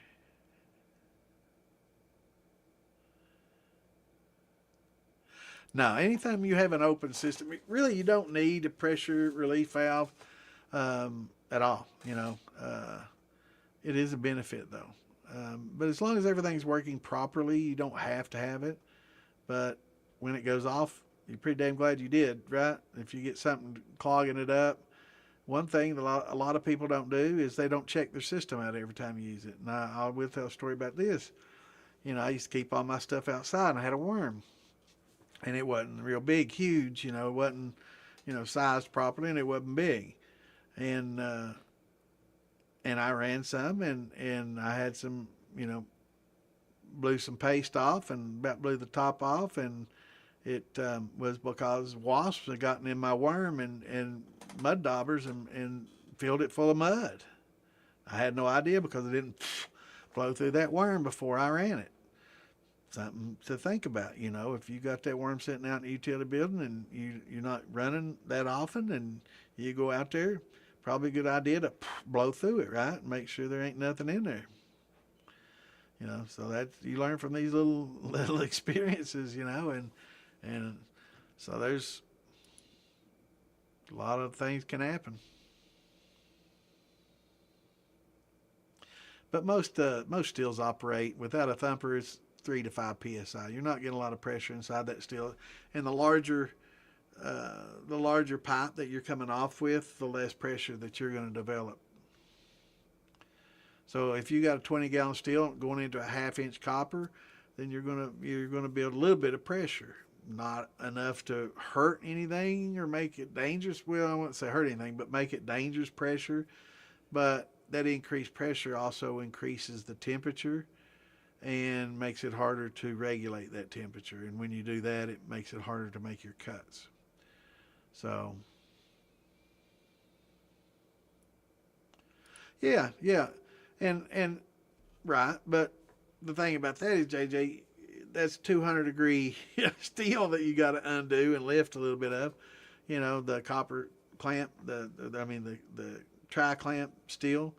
So, I guess you could use a screwdriver, your grill gloves to do it, but why not just put a valve on that top?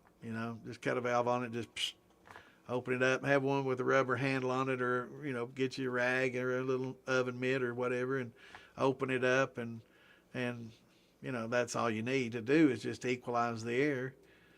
But yeah, taking the tri-clamp off is just fine. Remove the tri-clamp, let it pop, lift it, cap a little bit, and, it'll suck in. It won't, but yeah, just having that little $8, brass valve. Brass is fine. Modern brass doesn't have lead in it like it used to. I hear all these lead people. You'll get more eating a can of tuna than you would out of that brass. That's for damn sure, But can't tell them that.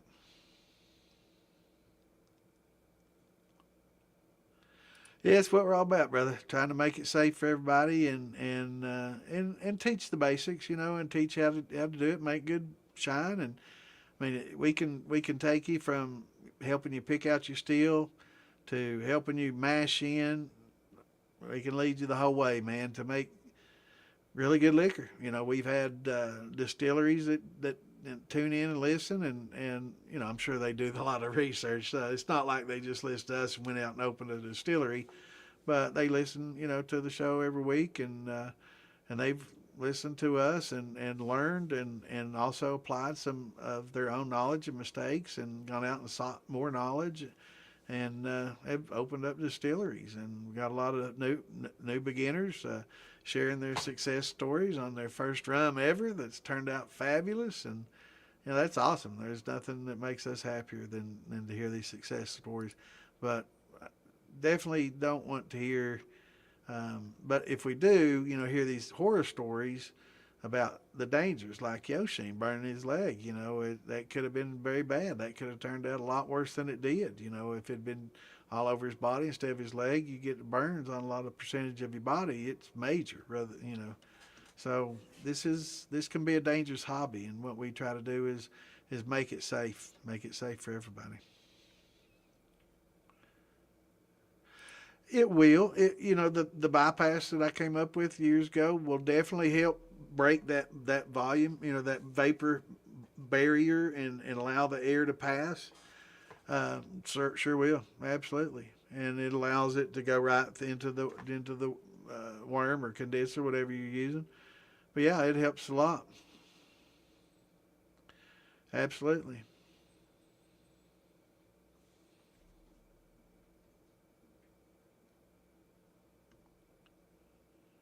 Right.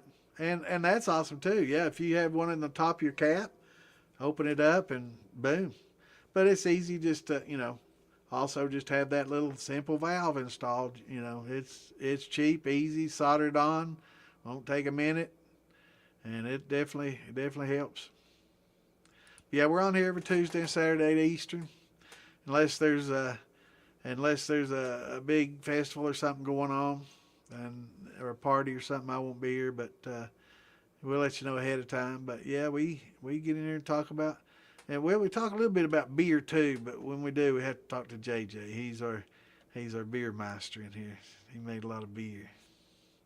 I never made a lot of beer. I made grain beers, but not to be drank as beer because I never was a big beer drinker. But JJ's our resident beer drinker.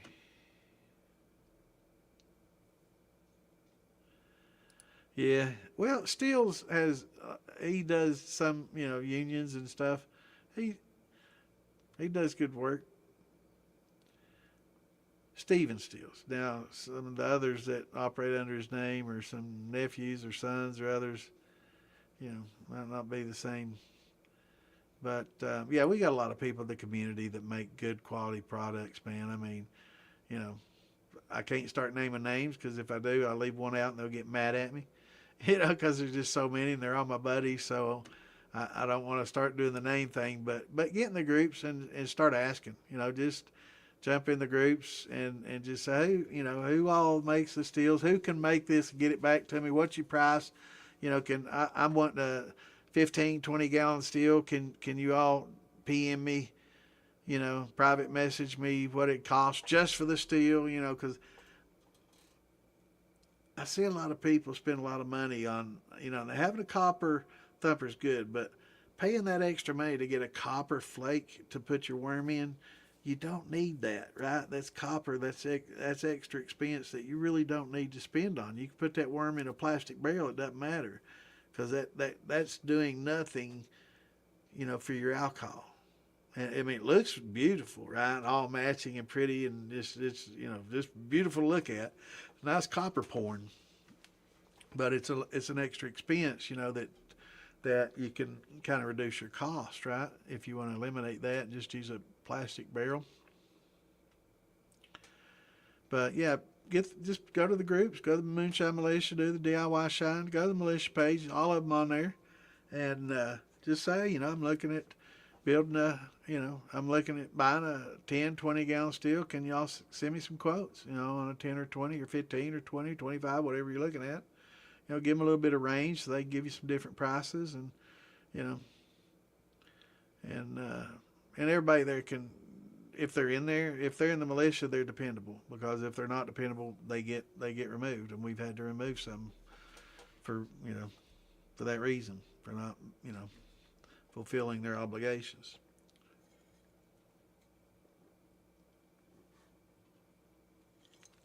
I will say some will be time-wise. Some may make the best steel out there, but it's going to take 8, 12, 14 months to get. Some may not be quite as polished and beautiful and perfectly soldered and, beaded and everything, but for a fraction of the cost, and we can get it to you in 2 weeks, that might be a good option. It all depends on you, and what you want to spend, what your expectations are, what features you need. Do you just want something basic, rustic, that just works?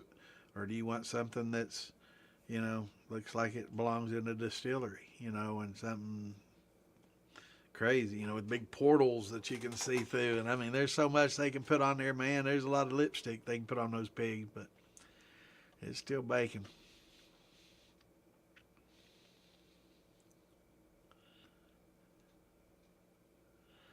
What are my thoughts on a 3-inch, 13-gallon stainless reflux steel for $900 for a beginner that wants to start with vodka and gin? I would say I would have to see it. If it's one of those heavy-duty stainless ones, it probably wouldn't be too bad, but that's a high price.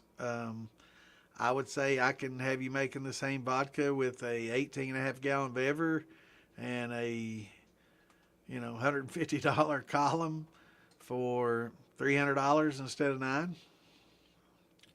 And you can put that other in your pocket for other things, other caps that you can add to it, so you can run a column, a nice 4-inch column off that Vever, 250 bucks, 4-plate copper column, all glass, beautiful. Or $100 for just a standard column with a deflag and a nice shotgun condenser. That'd be a pretty good all around little column. Or you can put a copper cat horse head on there with a line arm. It's or you could buy a keg for $35, $40 on Marketplace and put the same on that.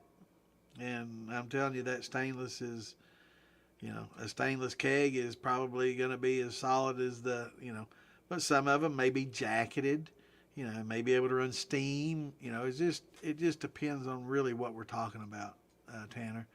So I would definitely shop around, but for those that are just wanting to get in the hobby and get started, you can't go wrong with that 18.5-gallon football. For 220 bucks, you got a good volume pot, that 18.5-gallon pot. You can boil 15 gallons of, well, you can run 15 gallons. It's 18.5 to the top, right?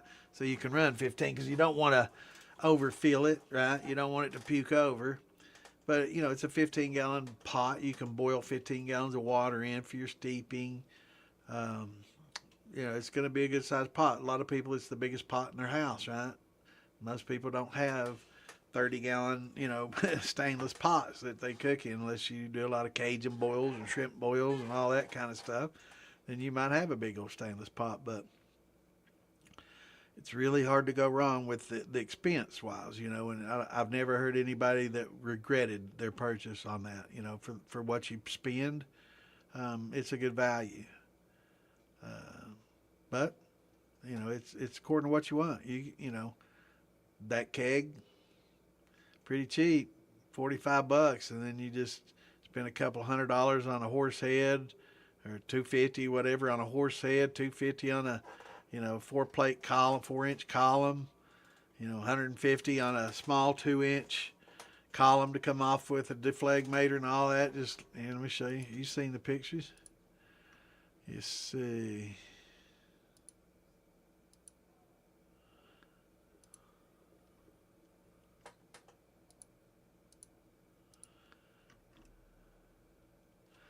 There, right there. That's what I'm talking about. The 4-inch with the multiple copper plates. I think mine was like $250 that I bought. I'm sure some are $3. I doubt you're gonna find any cheaper than that, but some of them might be $3. That's the cheapest price I've ever seen, so I jumped on it. But that right there can sit right on top of your keg. You just use one of these little reducer to go from 2.5 to 4, and turn it upside down, but go from 2, to 4 for your keg, and boom, you're ready to put that big column on there. Or you can go with these smaller columns like that. That's a 2-inch column. Pack your little copper in there. You got your sight glass. You got your deflagrator. You got your condenser. Everything there for about 150 bucks. I've cranked out, if you want vodka, I've used that exact same column on a Vever and got 187 proof without even using real cold water in the deflagrator. So you can easily make your vodka out of that. And and it's not going to taste any different no matter how much you spend, right? It's still going to be a good, clean 190 proof vodka. But yeah, this is easily turn out 190 proof if you ran cold enough water into this deflagrator. You can knock out pretty much everything except the highest of proofs, and run it on up. I did 187 without much effort at all. I didn't really try to cool my water off. That was just with tap. I'm sure I could have gone with some, ice water and got much higher proof, into the early 190s easy. But 187s are close enough to 190 for me to call a vodka. I mean, we might not be TTB standards, but for, a little $150, well, some of these, you can catch them on sale for 100, sometimes a little less than 100, 120. So you put that on a keg, you got a 15-gallon solid stainless steel. Those kegs are pretty solid, you know, and cheap. And when you see it sitting over in the corner, you don't think, oh, there's a moonshine still. No, it's just a beer keg sitting over there, right? So it's kind of disguised.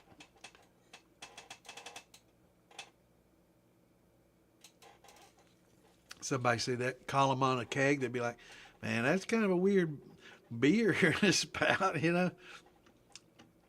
But yeah, it's definitely the way to go, man. But if you,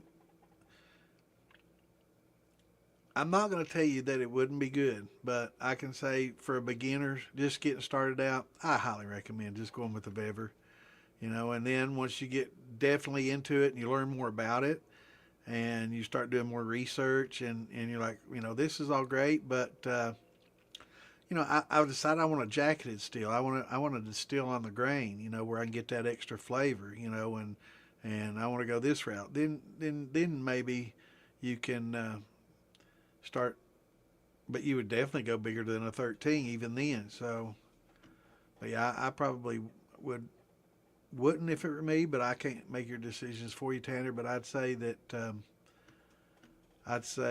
you'd probably be better off.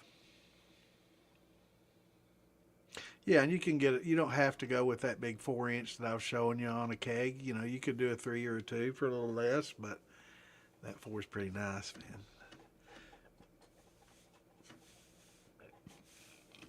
JJ, you out of here, brother? All right, buddy. Yeah, it's 10 o'clock on a Tuesday. We probably gonna call her a little sooner. But good seeing you, brother. We'll see you Saturday.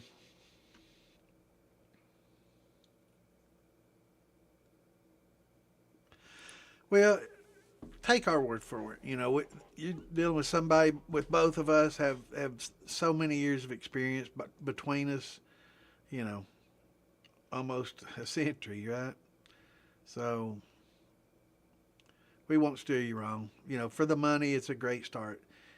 I don't I don't know you personally. I mean, you could be one of the richest kids in your state, and if you are, then go with whatever you want, right? But if you're looking for something practical and you're wanting to save money, then this would definitely be a good way to save some money and get something that's going to turn out as good a liquor, right? What's going on, Mr. Shadow? Good to see you, brother. Man, we missed you calling shots tonight, man. I've been sitting over here sober and shit.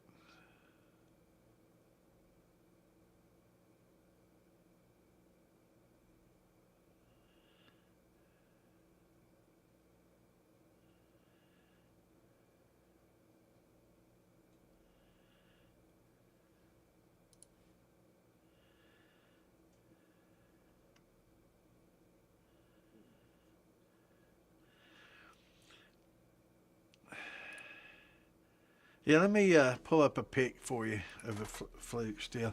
Both of them are the same thing. It's just that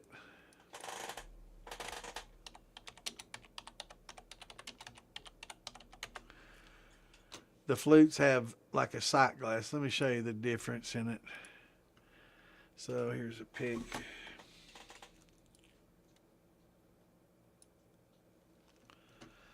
All right, so let me do this versus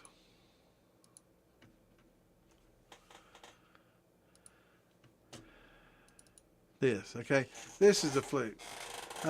See how this has like little portals that you can see? This is basically T's. This is basically taking 4 T's and tri-clamping them together, and on one side of the T, putting a port glass. You could buy the parts and make a flute yourself. Or you could just buy this. This is going to be more expensive. You got a lot more tri-clamps to deal with. Both work the same, both as good as the other. A lot less risk of this breaking, but it's more expensive. This right here is probably going to be $400 or $500. for a 4-inch, where this is going to be $250 or $300, right? So there is the cost difference. This is going to be easier to break, but if you take care of your equipment and use it properly, they're both going to work just the same. It's just this is going to be a lot heavier than that, so you got more weight to deal with. So you're not going to be able to put that on top of a vever without some support from the ceiling, and there's nothing wrong with that. I have to support mine from the ceiling because I probably have 80 pounds sitting on top of my vever. There's no way it could handle the weight, so I've got wires going to my ceiling to support all the piping and everything that I have on mine. It looks like a little mini refinery, which is basically what it is. But yeah, so but that's a flute, and that's just a basic column, 4-plate column. Now you will see a lot of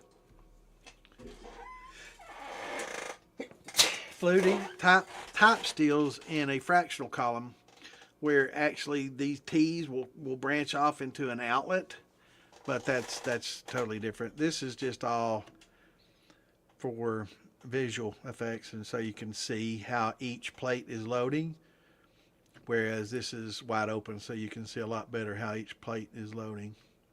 But they'll both perform equally if they're both 4-inch. It's just a weight and appearance difference.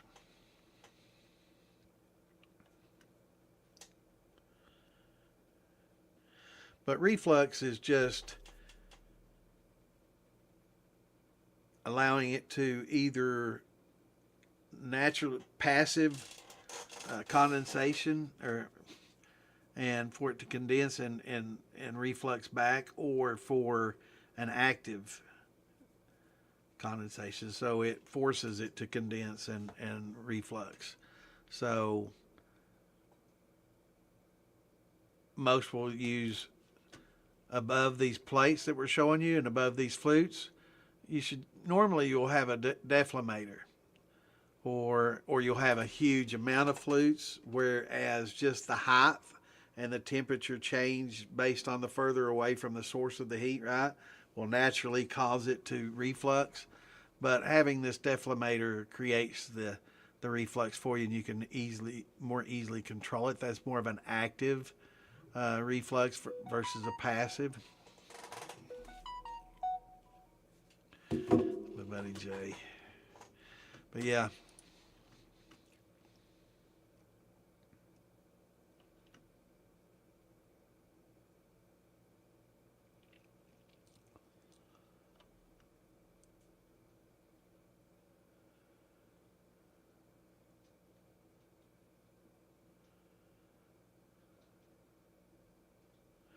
I agree.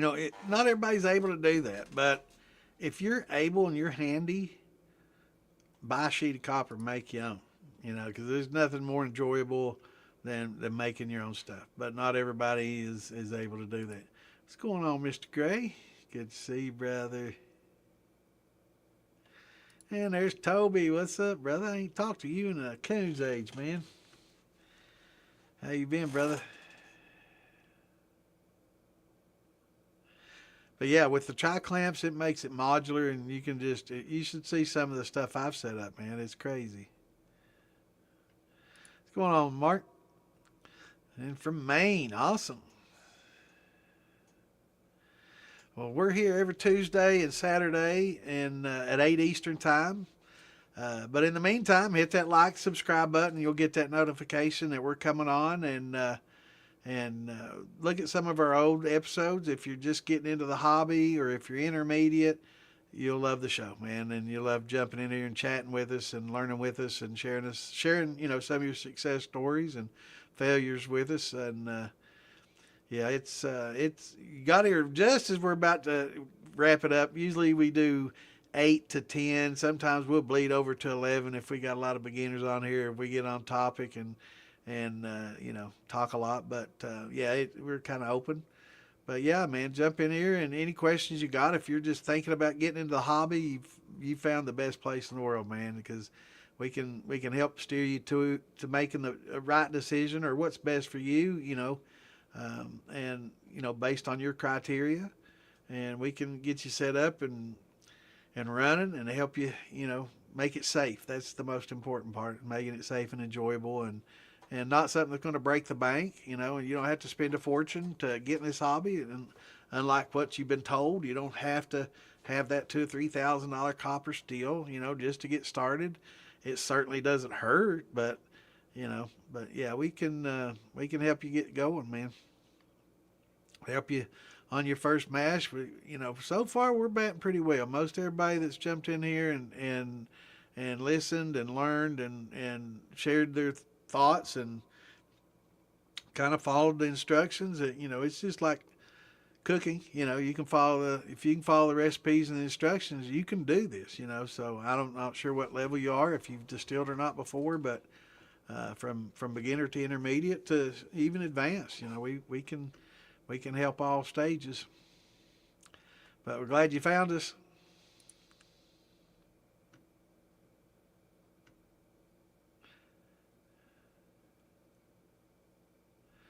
All right, Propane. Take it easy, brother. We'll see you Saturday. Thumping, good deal. Good to see you, brother. Chris, coming in right at the closing time, man. That's what you do that at the bars too, don't you? Just to pick up on the women. Show up at closing time.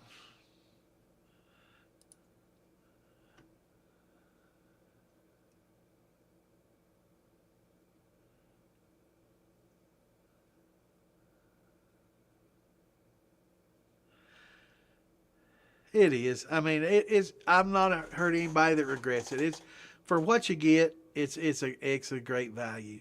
You get everything that you need just to get started. You don't have to add anything. You can use that little football head and the canister condenser that comes with it. The next purchase you buy will probably be that, and that would be the first thing I'd recommend it, because you want the vodka, right? You want higher proof, so you're going to spend $220 on that, and you're going to spend another $120 to $50 on this. About $120. You can get them on sale for eBay and Amazon. Let's do a little searching. I think there's a different people on there. I'm trying to think of the guy that I got mine from.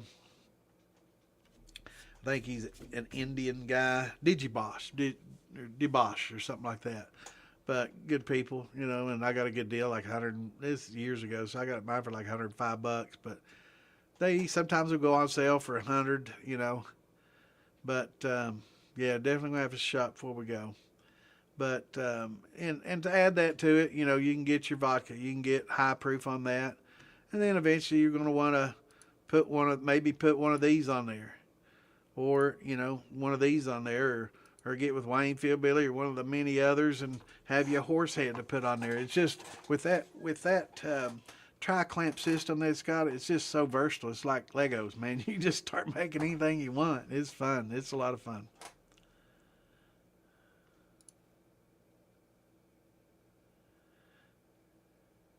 And it's great for intermediates, just not for beginners. I mean, I consider myself fairly advanced, and I love mine. And Alan Bishop, commercial distiller,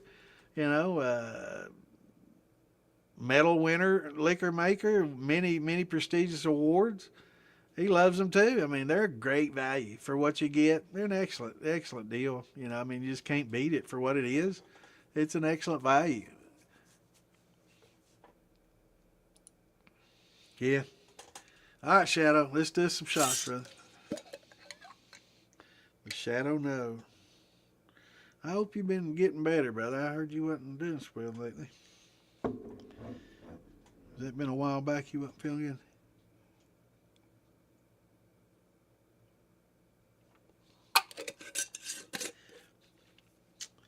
Yeah, man, that's some good multi-grain liquor right there.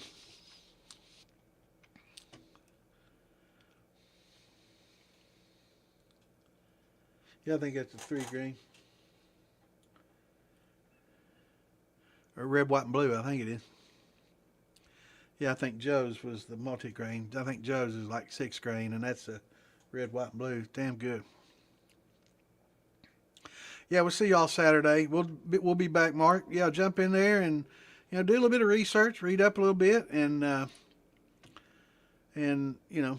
let us know what your expectations are. If you've not done it before, you just getting kind of interested in it, what you want to make, and what you like to drink. Everybody should pretty much formulate their stills on what they enjoy, right, and what they want to make and what they enjoy drinking and what your buddies like.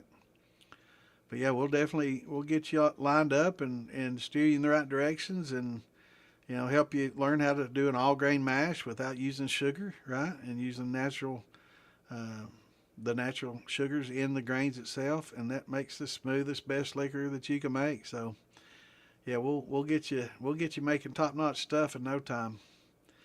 But yeah, it's good seeing everybody and the newcomers. It's awesome to see the newcomers every week. Love it, love it, and you know and if you have some friends that are in the hobby with you, it's nothing like sharing this hobby with your friends. So if you don't, we're your new best friends. How you buy, man? You gotta get in here early, Tyler. Gotta get here at 8, man. I know everybody has trouble sometimes. That's why most of the people that watch this podcast pick it up late. We like 7 or 8% watch it live, and then the rest they watch it at their convenience, which is awesome. We get a lot of people that'll happen upon it and like, damn it, I wish I had time to watch the rest of this. I'll mark it and save it and come back and check it out. And it shows that in our statistics, right? It shows how many people saw it once and then came back. So we get views and then total views. So viewers, will be always less than your total views, and the total views sometimes you'll see it's a lot higher. So it means people are coming back and watching it. So that's a good sign. See, and people catch it and they're like, damn it, I got in here right at the end like Tyler did tonight.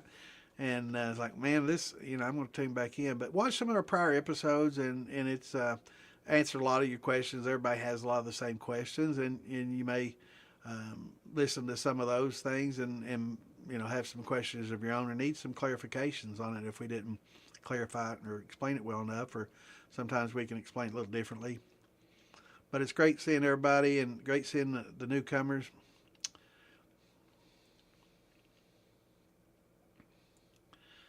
That would be awesome.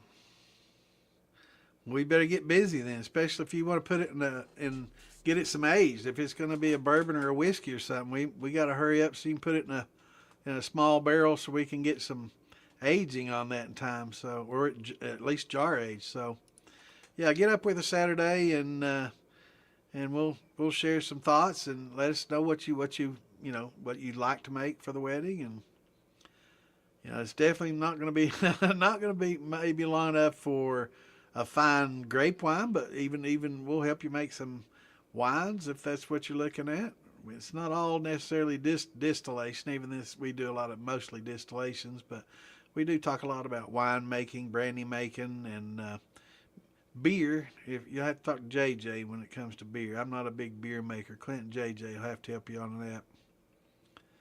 But yeah, we can definitely help you out. But with that, I'm going to say it's time to wrap it up. Thanks everybody for tuning in, and we'll see you guys and gals on Saturday. What is that day? We got Friday the 13th this week again. Man, it wasn't that long before we had past Friday the 13th. So we'll see you Saturday the 14th. Until then, everybody shine on. Peace out. Have a great week, and we will see you Saturday, 8 Eastern time. Till then, have a great week. See you then. Peace out.